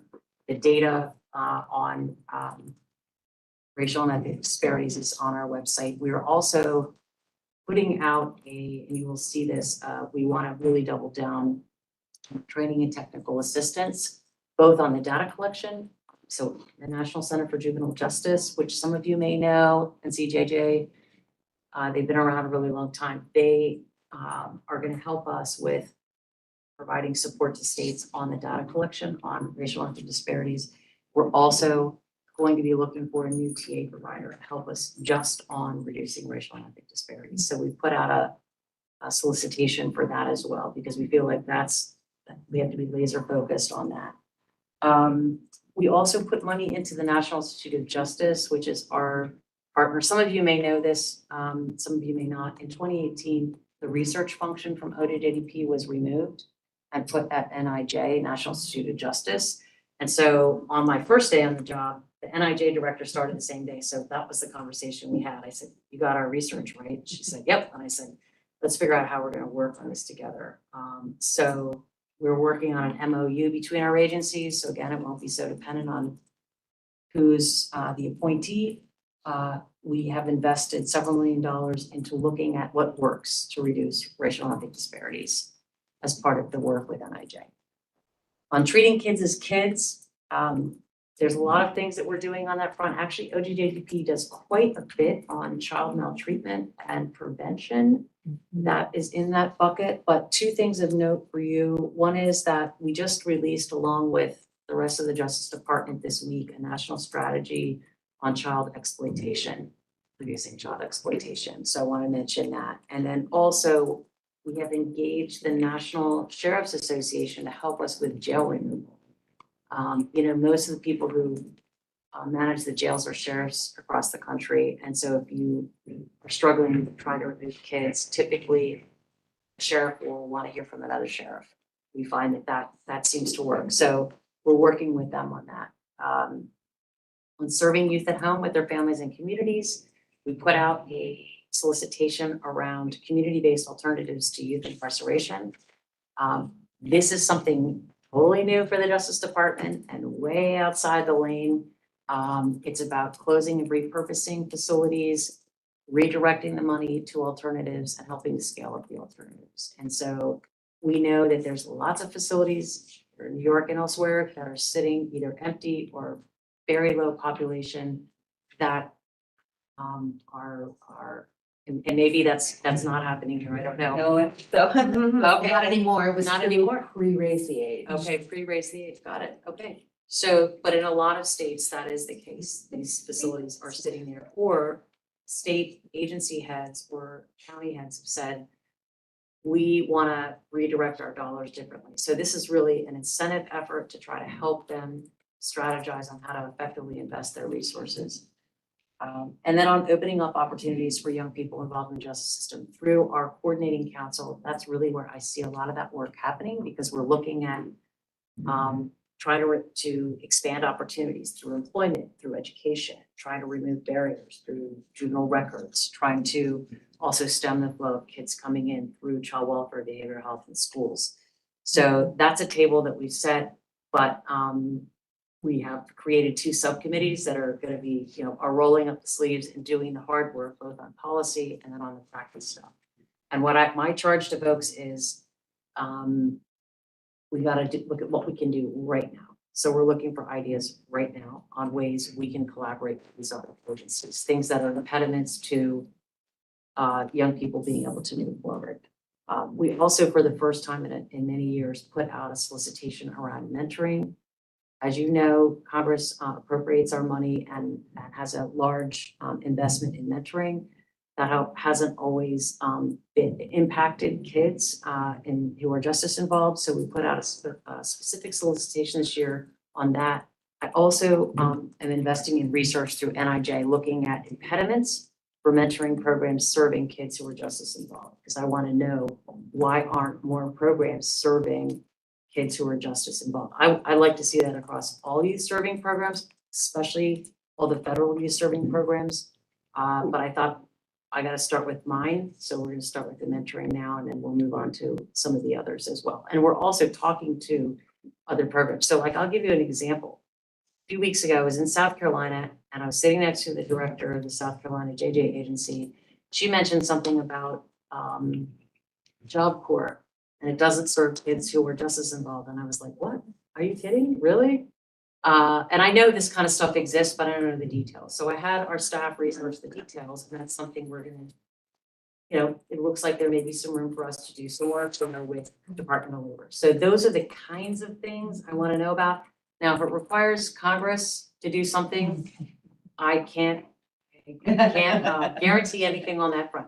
But if it's something that's regulatory or practice-wise, or it's something that is just, a decision that was made somewhere within the federal government about what people are going to do or not do, that's the kind of stuff I want to know about. Because we want to make sure all of our young people have access to more resources of programs. So that's my spiel that's my update, but I'm happy to answer any questions about anything else we're doing. Administrator, I don't know if you mentioned this already, but did you mention the open call RFP for closing youth prisons or initiative? Yes, and it's called the Community-Based Alternatives to Youth Incarceration. Yes. And so that is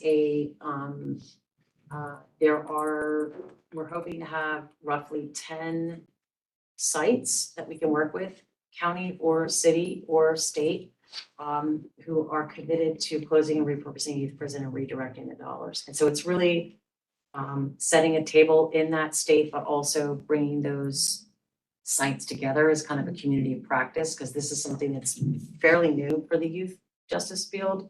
And I know that, many of you have been working on those kind of things. I think New York has closed more than anybody else, at least 27 or plus. Mm-hmm. We probably know the number, but yeah. And it's not just about closing, it's about making it something that other people can do. Like, I personally would love to see, like in some places where a facility is, it's on property that's worth a lot of money, you decide to sell that property, put the money in a trust that would fund youth services in perpetuity, or turn that facility into something that's of benefit to the residents in that area, right? Like, could it be a park? Could it be a community college? Could it be another kind of, incubator kind of space? So I know that there's creative ideas out there, and we're looking for those ideas at least to move forward.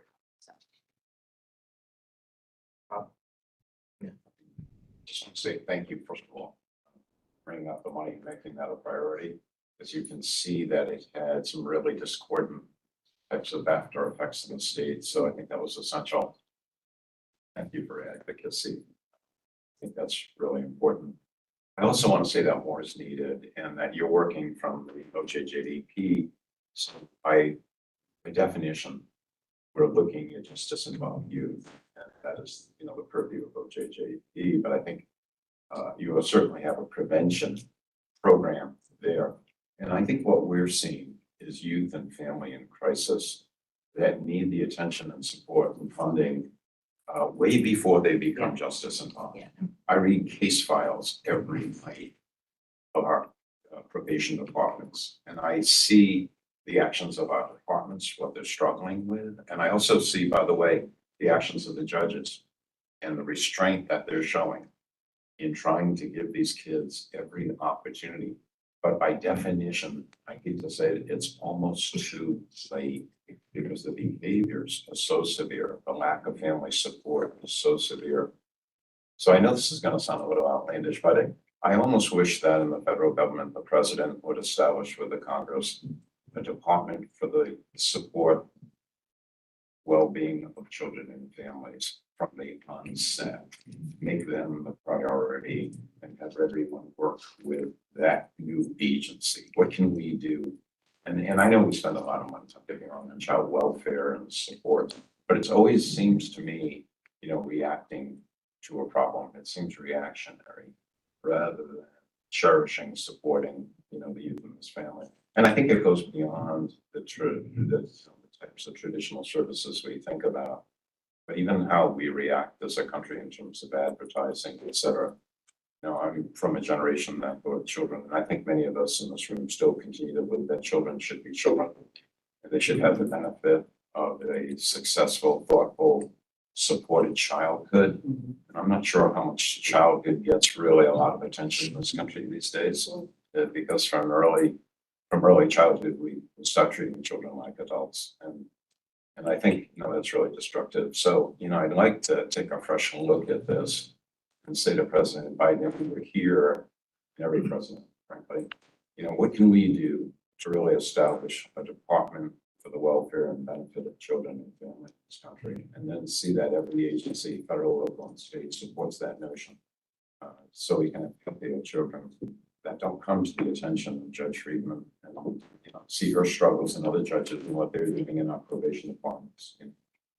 Thank you. I hear you on needing resources way before young people come to the attention of the court. And actually, ODJDP is juvenile justice and delinquency prevention. So actually, quite a bit of our resources are on the prevention side and also addressing child maltreatment, so that kids can heal and not end up experiencing the justice system. But I think in the absence of a new department, like you suggested, part of what my task is through this coordinating council is to make it real between our agency and the other agencies, right? Like, how are we collaborating to serve youth and families, right? And doing that with these other agencies. I think particularly because we're looking at what are all of the resources, investments that go in. Part of it is we need more resources.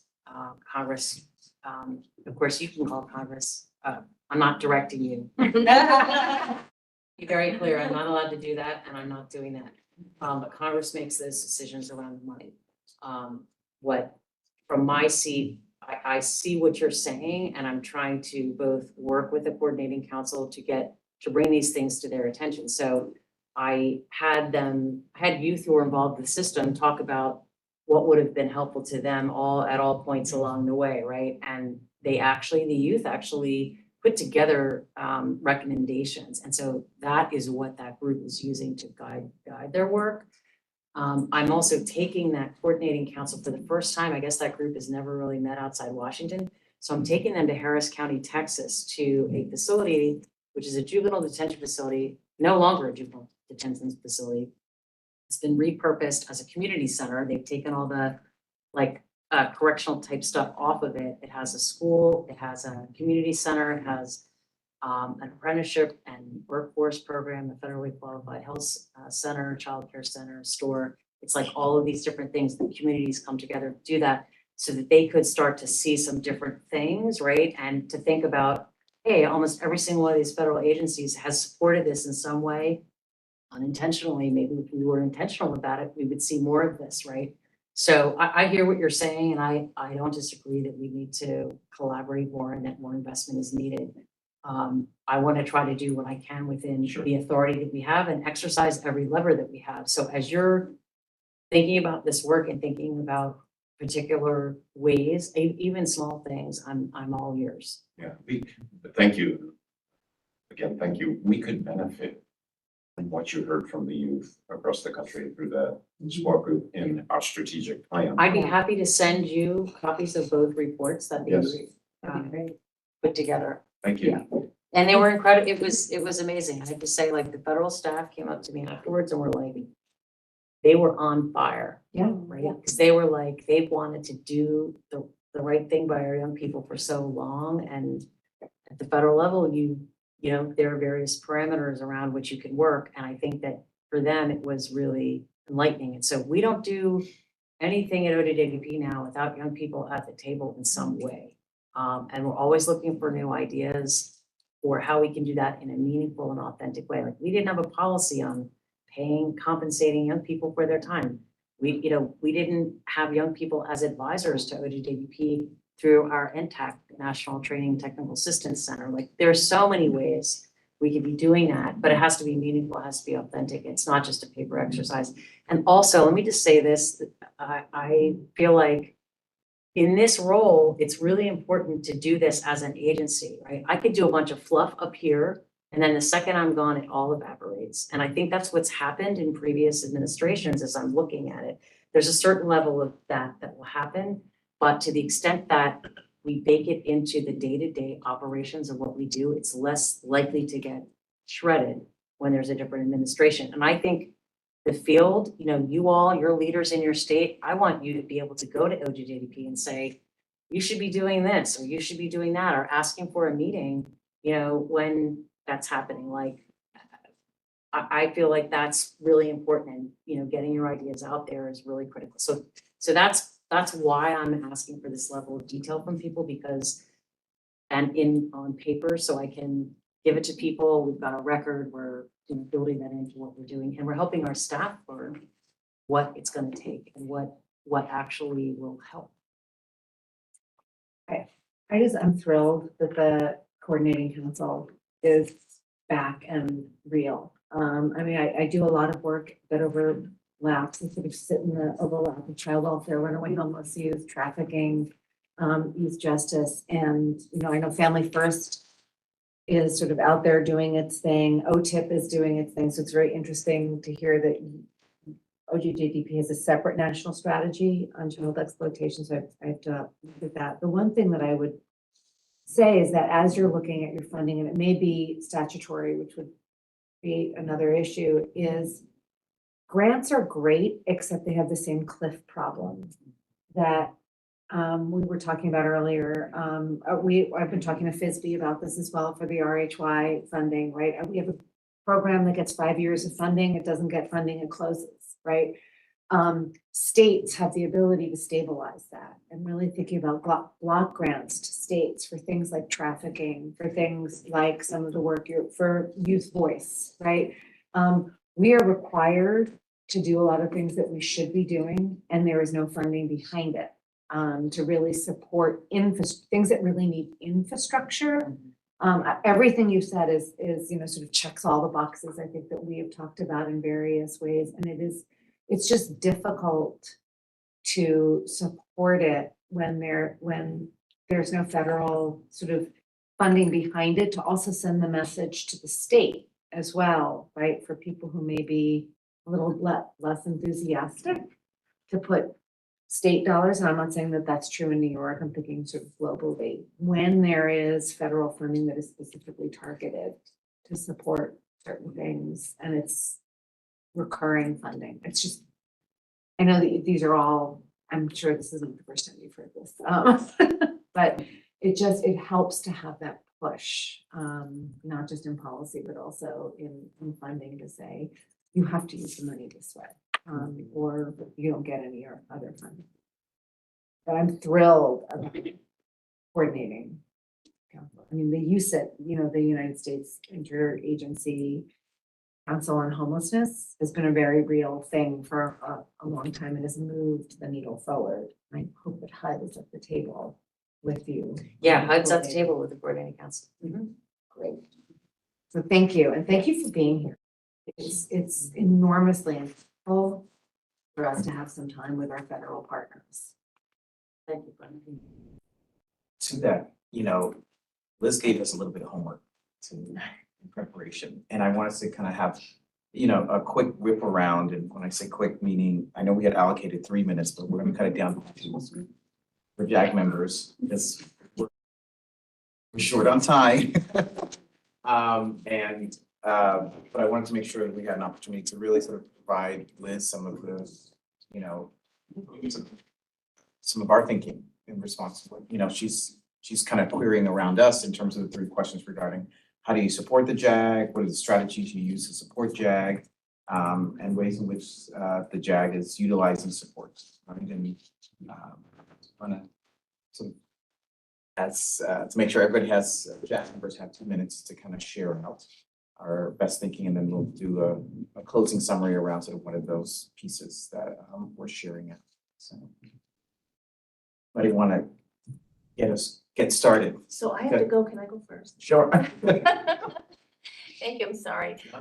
So I'm Meredith Ray Labatt, I'm with the New York State Office of Mental Health, I have children and families services.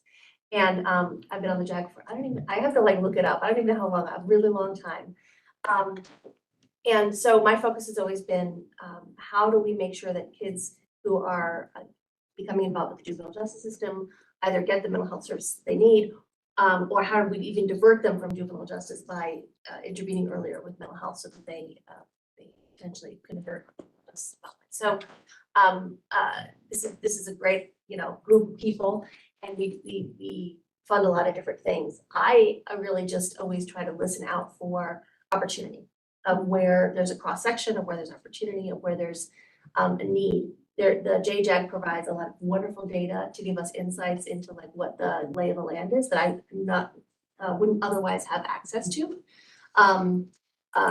So it informs the work even not at the table. But so all that policy stuff that we were talking about earlier, we have side conversations. So I'm like, how do we get credit? I've heard me say, how do we get credit for the work that kind of is an outgrowth of the JAG, but that we do outside of the JAG? And so we convene meetings and we work collaboratively with probation, with CFS, with DCJS on a myriad of things that kind of come up and percolate at this table. And so I think that, and then we try to figure out ways in which to like integrate it into policy or funding or opportunities that are coming through. So, I do the work here, but then I try to, bring it at a higher level to really impact the directions in which we're going at that policy table. So I think that it's really helpful for there to be the close state partnership connections here to get the work done,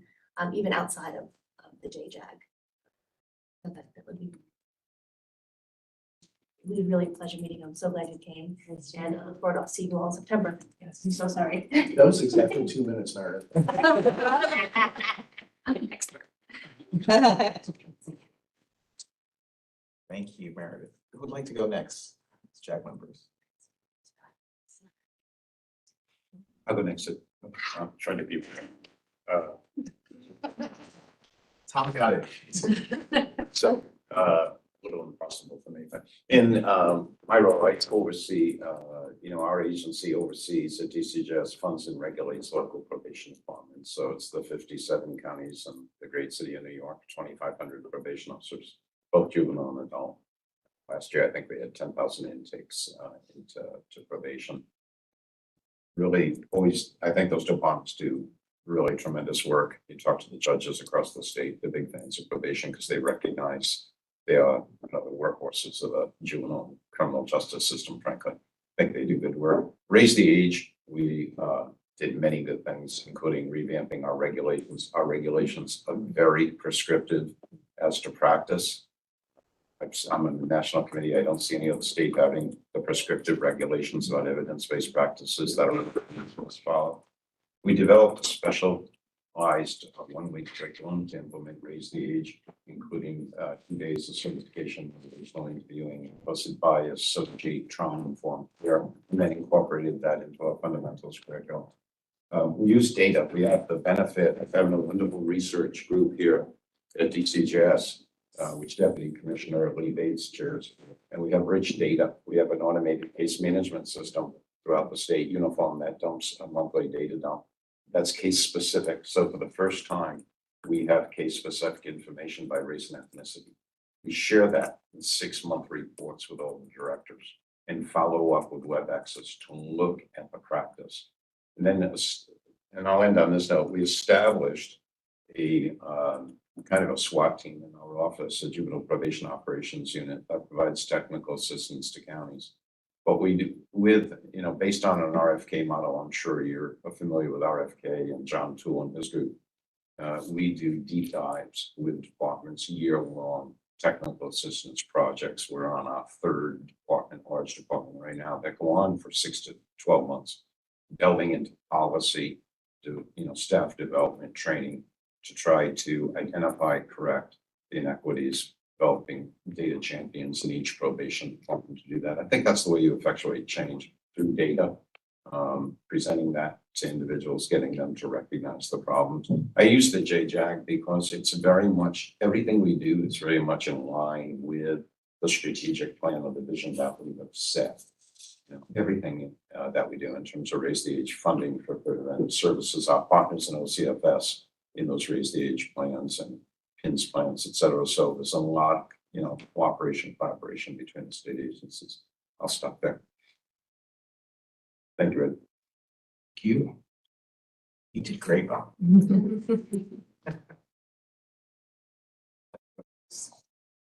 Yes, welcome. So again, my name is Precious. I work as an employment specialist at Westchester Jewish Community Services. I also work for the City of Mount Vernon Youth Bureau.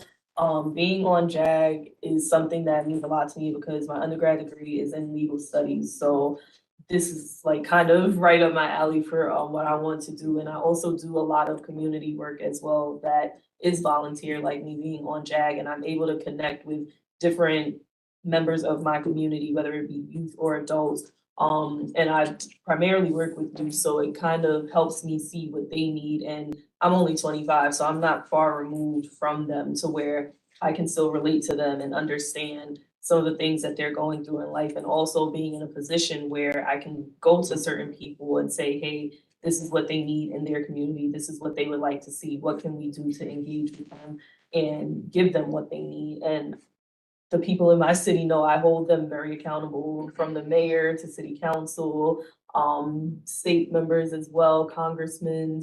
I hold them accountable because at the end of the day, these kids are the next up and coming generation. And if you don't invest in them and give them what they want, what's gonna happen? We can't do all the work now or let people that are older and seniors kind of halfway out of here already just stay in these positions and making laws and decisions for these kids if they are not connected to them and not knowing what they need for their future lives. And that's where the disconnect comes in at with them. So that's why I serve on the board, to kind of bridge that gap from smaller communities to larger communities, larger organizations. So that way, when it's time for them to become adults or even still as youth, they don't fall within the cracks and feel like they aren't heard or they aren't seen and nobody cares about them. So I guess that describes what I do. Well, thank you, Precious. Well, I guess I'll go next. I'm Brenda Friedman, judge. I hear all of the juvenile delinquency matters and what we call youth court matters in my county. So I guess, I'm on the ground floor. There's policy. One of the great things about JJAG is the cross section of players in the juvenile justice system. And so I guess I'm representing sort of the ground floor of the justice involvement piece of that. I was very involved in the Raise the Age process. I sat on the statewide committees to implement what the legislation directed. And then I was in charge of the implementation for the 8 counties of Western New York. And now I'm the youth court judge of my county. So being part of all those layers is really helpful in terms of what I do on a daily basis. But what I do on a daily basis is very informative to the policies that are created at the statewide level and local level. And I've also tried to use my role, they say that judges are a great convener. So I try to convene a lot of things in my community. So we have implemented a whole restorative justice program for juvenile justice involved youth.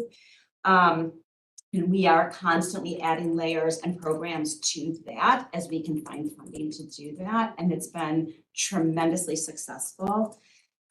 We have partnered with the primary school district, Buffalo School District, to do anti-bullying programs. We changed their DASA implementation. We had a whole 2-year look at how Buffalo was implementing the DASA regulations. Do you know what I'm talking about?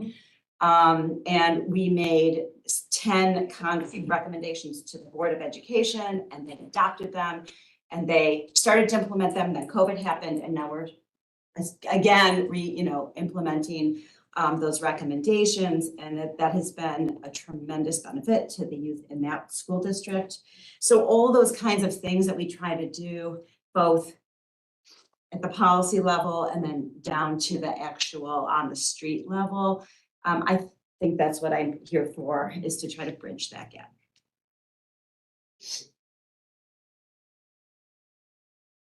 I can go next. Sure.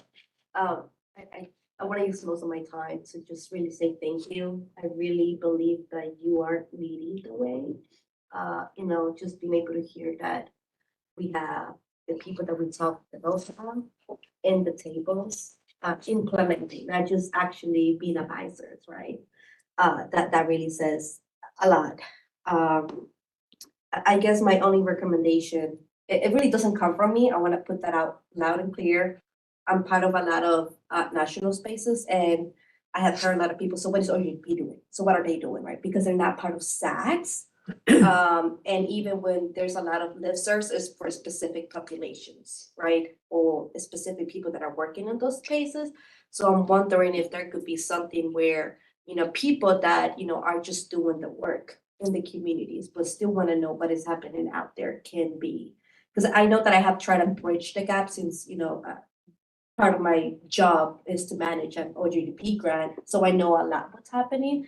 But being able to say it, at what point people came and said, what is Administrator Ryan doing? I'm like, this for the priorities was accomplished, but I don't know how much can I keep doing that when I have a lot of other things happen. I'm really glad you said that. So just to respond to that really quickly, one is we are instituting a monthly call where I can share out what we're doing with the field. And I think the first one is in June. I will check the date before I leave today, to let you know, actually probably July, but let me check.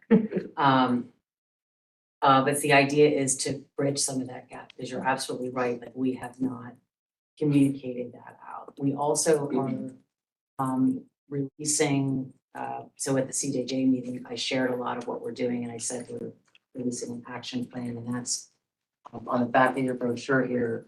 There's a QR code. So when that plan is released soon, it's what we've been working on. So it's not like a future thing, and it's not it's actually what we're doing, like a lot of the stuff that I talked about today. So that will be another way to bridge that gap.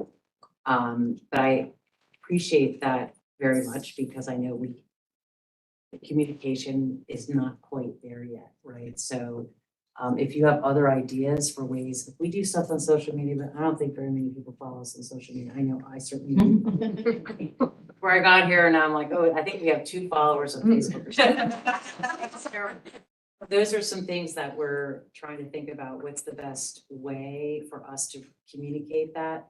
So you can help us think that through, or if there's specific strategies, like I've asked to have an Instagram account, because I know that's where a lot of young people are. I don't know if that's where everyone is now, but so anyway, so that's point well taken. Thank you. And who should I follow to get into the listservs to be able to add myself and the monthly code, so I can also share with other people? So JuveJust, it will come out. If you don't get JuveJust from us, you'll probably get like 1 or 2 emails a day. Hopefully it's not too much spam, but it is about anything that we're doing goes out on an email called JuveJust. And if you go to ojdp.ojp.gov, and I think this is on I think we put the website on here. Oh yeah. Sign up for Juve. Sign up for that, and it will come out, and then you'll automatically, you just call in, and that way wherever you are, you don't have to have you can just call in from a phone or anywhere you are and just hear what the update is. And so we want to try to be more intentional about our communication in that way. I also do several blogs, 1 or 2 a month, because I'm also trying to communicate that more. Again, I don't know how many people follow blogs, So again, if you have ideas, I also post on LinkedIn almost every week. So if you're on LinkedIn, that's another way. Thank you.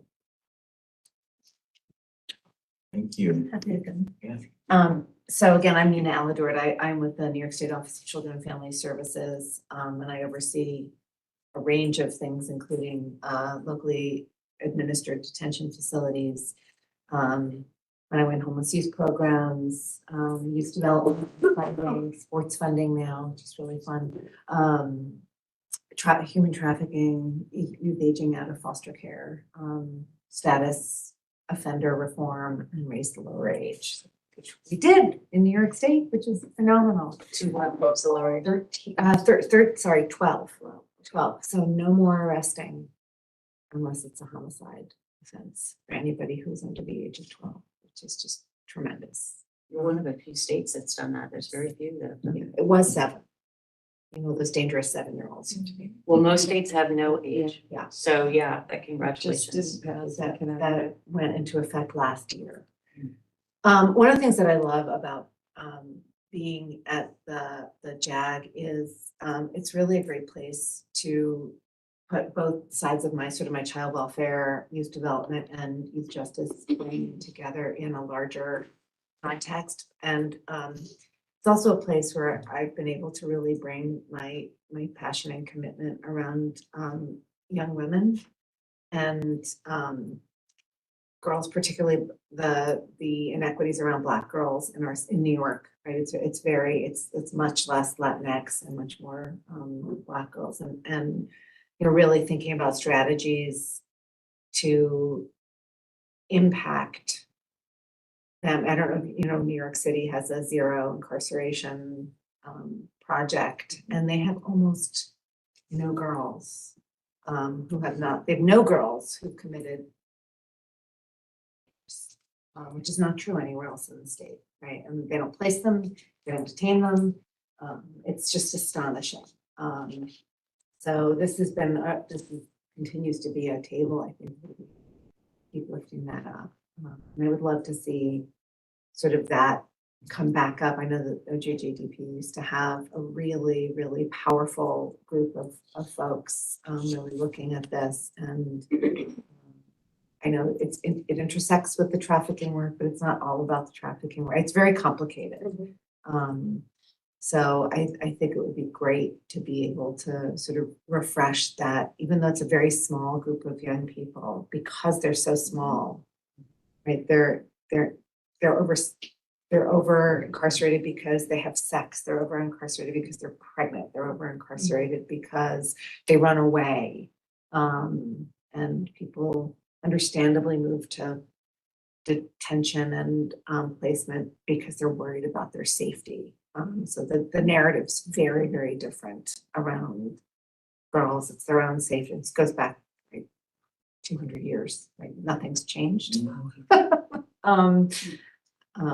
In some ways, and everything's changed. So this is a really great space to be able to sort of look at those conversations and bring those voices to the table as well. And we do have a Girls in the Justice System program. It's small. Yeah. We do have a training and technical assistance provider. I'm hoping we can see more of that work. Michelle's very involved with that work. Yeah. So if you could introduce me to the leader of that one. Right next to you. But I used to serve on OJJDP's National Girls Initiative, Yeah. and there were various iterations of it over time. And, there was an earmark from Congress for that. And so there's no longer an earmark. So I'm just looking at what can I do within the resources that we have to bring that back up. And one of the ways that OJJDP does that is they have like a TA provider that works with the grantees and then makes the whole rather than some of the parts. So I'm hoping we can do more with that space. But I appreciate you raising that. We also, human trafficking money is all at the Office for Victims of Crime, which is my counterpart at OJP, but I work very closely with Chris Williams, who runs that department, and we're waiting on an appointment for the Office of Violence Against Women. I'm hoping that all 3 of our offices can jointly do some work together. We're actually like in a lot of conversation about how we can collaborate more, because that hasn't always been the case. And we shouldn't be saying, well, that's on your, or that's that funding stream or whatever. We're just like, this is a population we're all seeing. What can we be doing? Yeah, So. it's massive. And also, I don't know if you're working with OTIP. No. The Office of Trafficking in Persons, that's over at ACF, right? That's the other partner. We work very, very closely with them, and sometimes it, provide them some models that we're doing in New York. But I think that there's so much overlap because so many of the kids are child welfare involved or were previously who end up getting trafficked. So we really to support that work in any.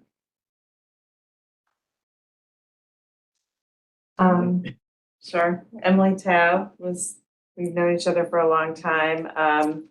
I was introduced to the JJAG a long time ago, around 2010, I would say, as a sort of liaison to the philanthropy community by the then chair, Glazer was the chair of the JJAG at that point, and we partnered together to support a statewide strategic plan for the New York juvenile justice system, which had never been sort of looked at as, because it's lots of different agencies and groups sort of interwoven together. No one had sort of taken that global view before, and I learned the power of that through our work in Connecticut at the Tao Foundation in both doing a statewide strategic plan, which led to raising the age in Connecticut. And that was sort of the long-term goal in New York. And it's been, I had the honor of being appointed to the JAG not that long after that. And, I just think I bring my, I'm primarily a grant maker and a strategist around how to invest grant dollars in a way that has an impact on the largest number of court-involved youth and families. And so I kind of bring that perspective to this table. And I think we've seen also a lot of advances, both in the way we think about our funding and also on our governance structures of how we operate and how we make decisions and how we make our priorities come to, be reality. And it's a great place for me. It's the only place where I interact with all of these amazing leaders from state agencies, organizations, judges. I mean, Bob, it's been wonderful to develop relationships with. I wouldn't have access to DCJS, OCFS, probation, personal relationships with judges and people serving, in all kinds of roles like Michelle and Precious. So it's a great place to come, and it's also a big responsibility. So that's me. Thank you for coming. I appreciate it. Hi, I'm Jenny Almanzar. I'm new. So I've been very quiet, and Tom knows me. I'm not a quiet person, but I like to take in what everyone's saying. There's a lot of knowledge at this table, so I'm really kind of listening. I come from a direct service field, so I have been running a trauma treatment program for particularly dealing with sexual abuse for 20 years in upstate New York. We work with impacted children and their families, but we also work with youth and adolescents with illegal and problematic sexual behavior. So a lot of time justice involved youth, and I also work with adults who sexually offended. So what's been interesting for me with everything is, if we take a look at from the impacted children's side of things when it comes to juvenile justice, a lot of times decisions are made for them that negatively impact them, especially when it comes to sibling abuse and siblings being removed from the home. And so we a lot of times make assumptions about what impacted children need and their families need that is not in their best interest. And so I think kind of my role on this board is to really bring that voice for impacted families. The other thing that I listen to everybody talk about is, you know, the youth that I've served that have problematic neonatal sexual behavior. I also work for the National Center for the Sexual Behavior of Youth, which we have working relationships with. Coming from a small county in New York, we thought we were doing the right thing with these kids. So 10 years ago, 20 years ago, we thought we were doing what was right for them. But once we had access to research and information, we realized we weren't. And I think that's important because everybody who goes into this field does it with the best intention, but we don't always have access to the information.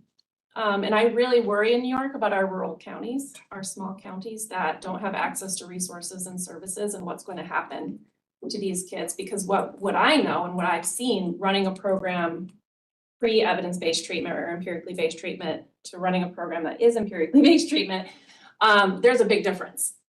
And so when kids would graduate from treatment prior to empirically based treatment, we thought, great, we got them through. Maybe a couple years down the line, I'd see them on like mobile patrol or something. But I thought, well, you know, we did the best we could do.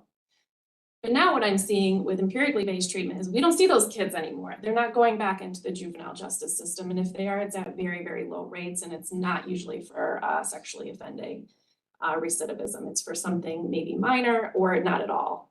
And so when you start, now it's been 10 years, so you start seeing that trajectory, you're like, how do we get this information out there at a bigger level? So more small places that are trying to do their best can do it correctly. So that's where I'm on this board. I want to be able to make more change. And I want to be able to see places that don't have the access to resources, get the access to resources so that those kids can be helped.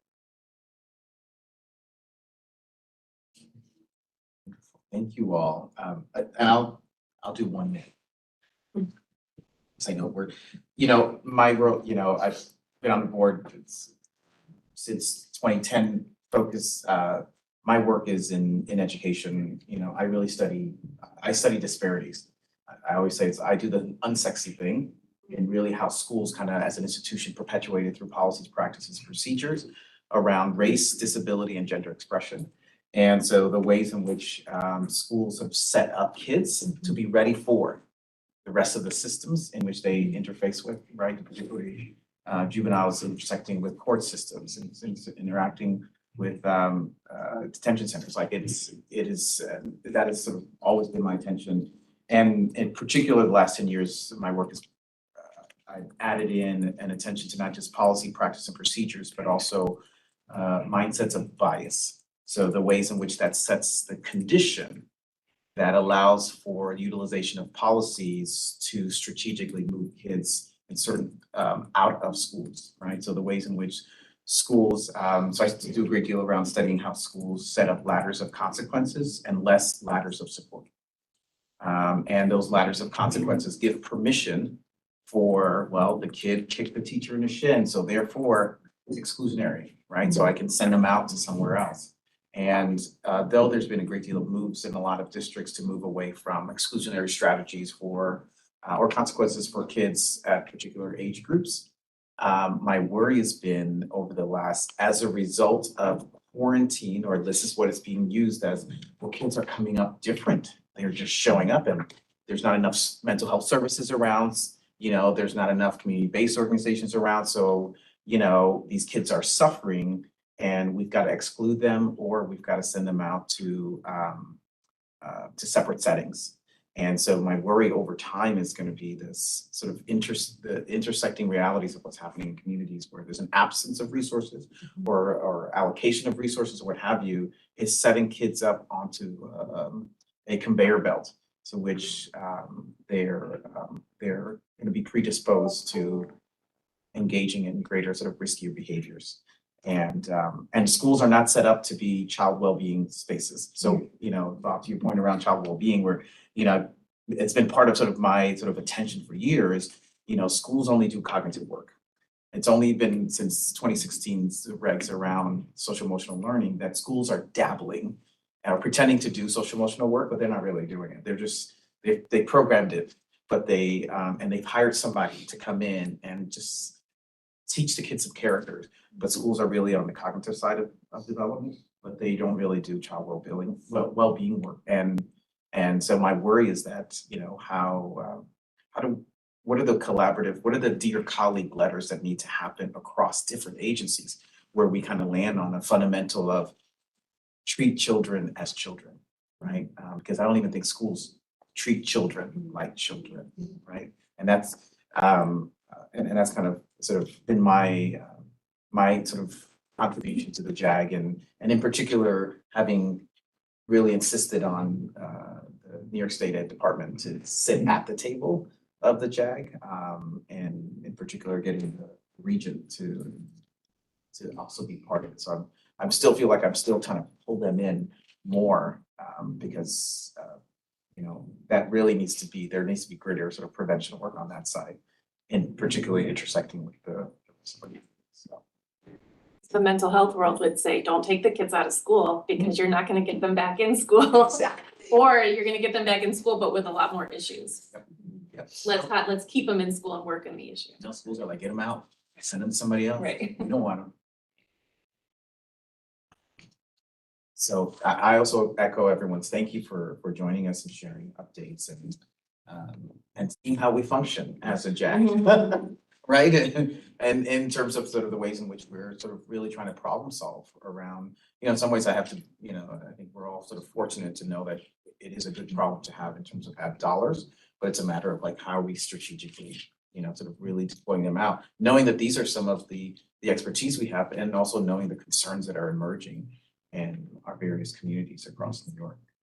So I don't know if there's any sort of comments or feedback or thoughts you want to have as last thoughts before we close out. Well, thank you for making time on your agenda to have me join you. I really learned a lot today from your comments and also the discussion. It's super helpful, I think, for our office to really be aware of what's confronting you and what challenges you're facing. And so I appreciate it very, very much. We'll definitely share with our team, but also I hope you won't hesitate to be in touch with us as you're doing your work, and let us know on the communications front how we can more effectively communicate out across the field.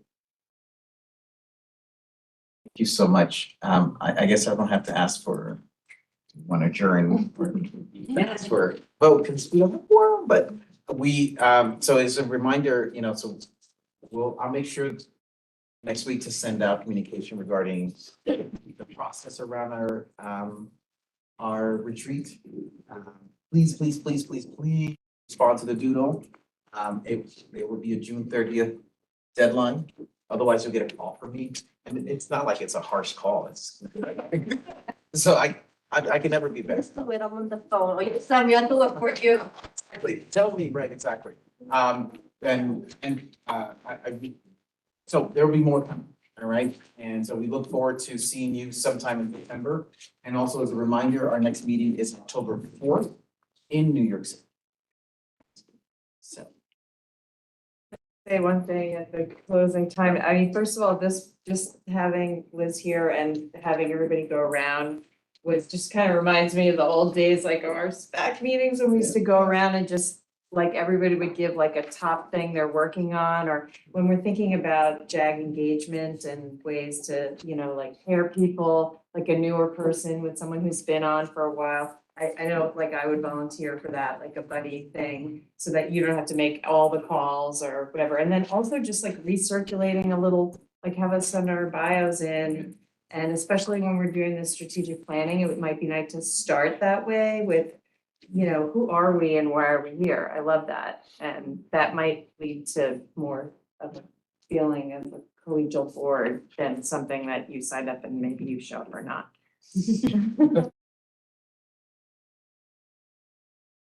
Sorry. No, this is great. I appreciate, because I was going through, I have this folder for every meeting going back the last 10 years. I found going back to 2014 on my iPad. So I'm like, I swore we did this, and I found them. Yeah. Yeah. So Let's do the lightning round. yeah, exactly. Yeah. So, but thank you for that reminder, Emily. Any last thoughts, comments? Thank you all so much. Look forward to seeing you all in September. and on October 4th. And thank you again, Giza and team, for hosting us here in this great space. I know that there is. There's food. Yes. Yes, and it's here. Yes. Don't count on it anytime.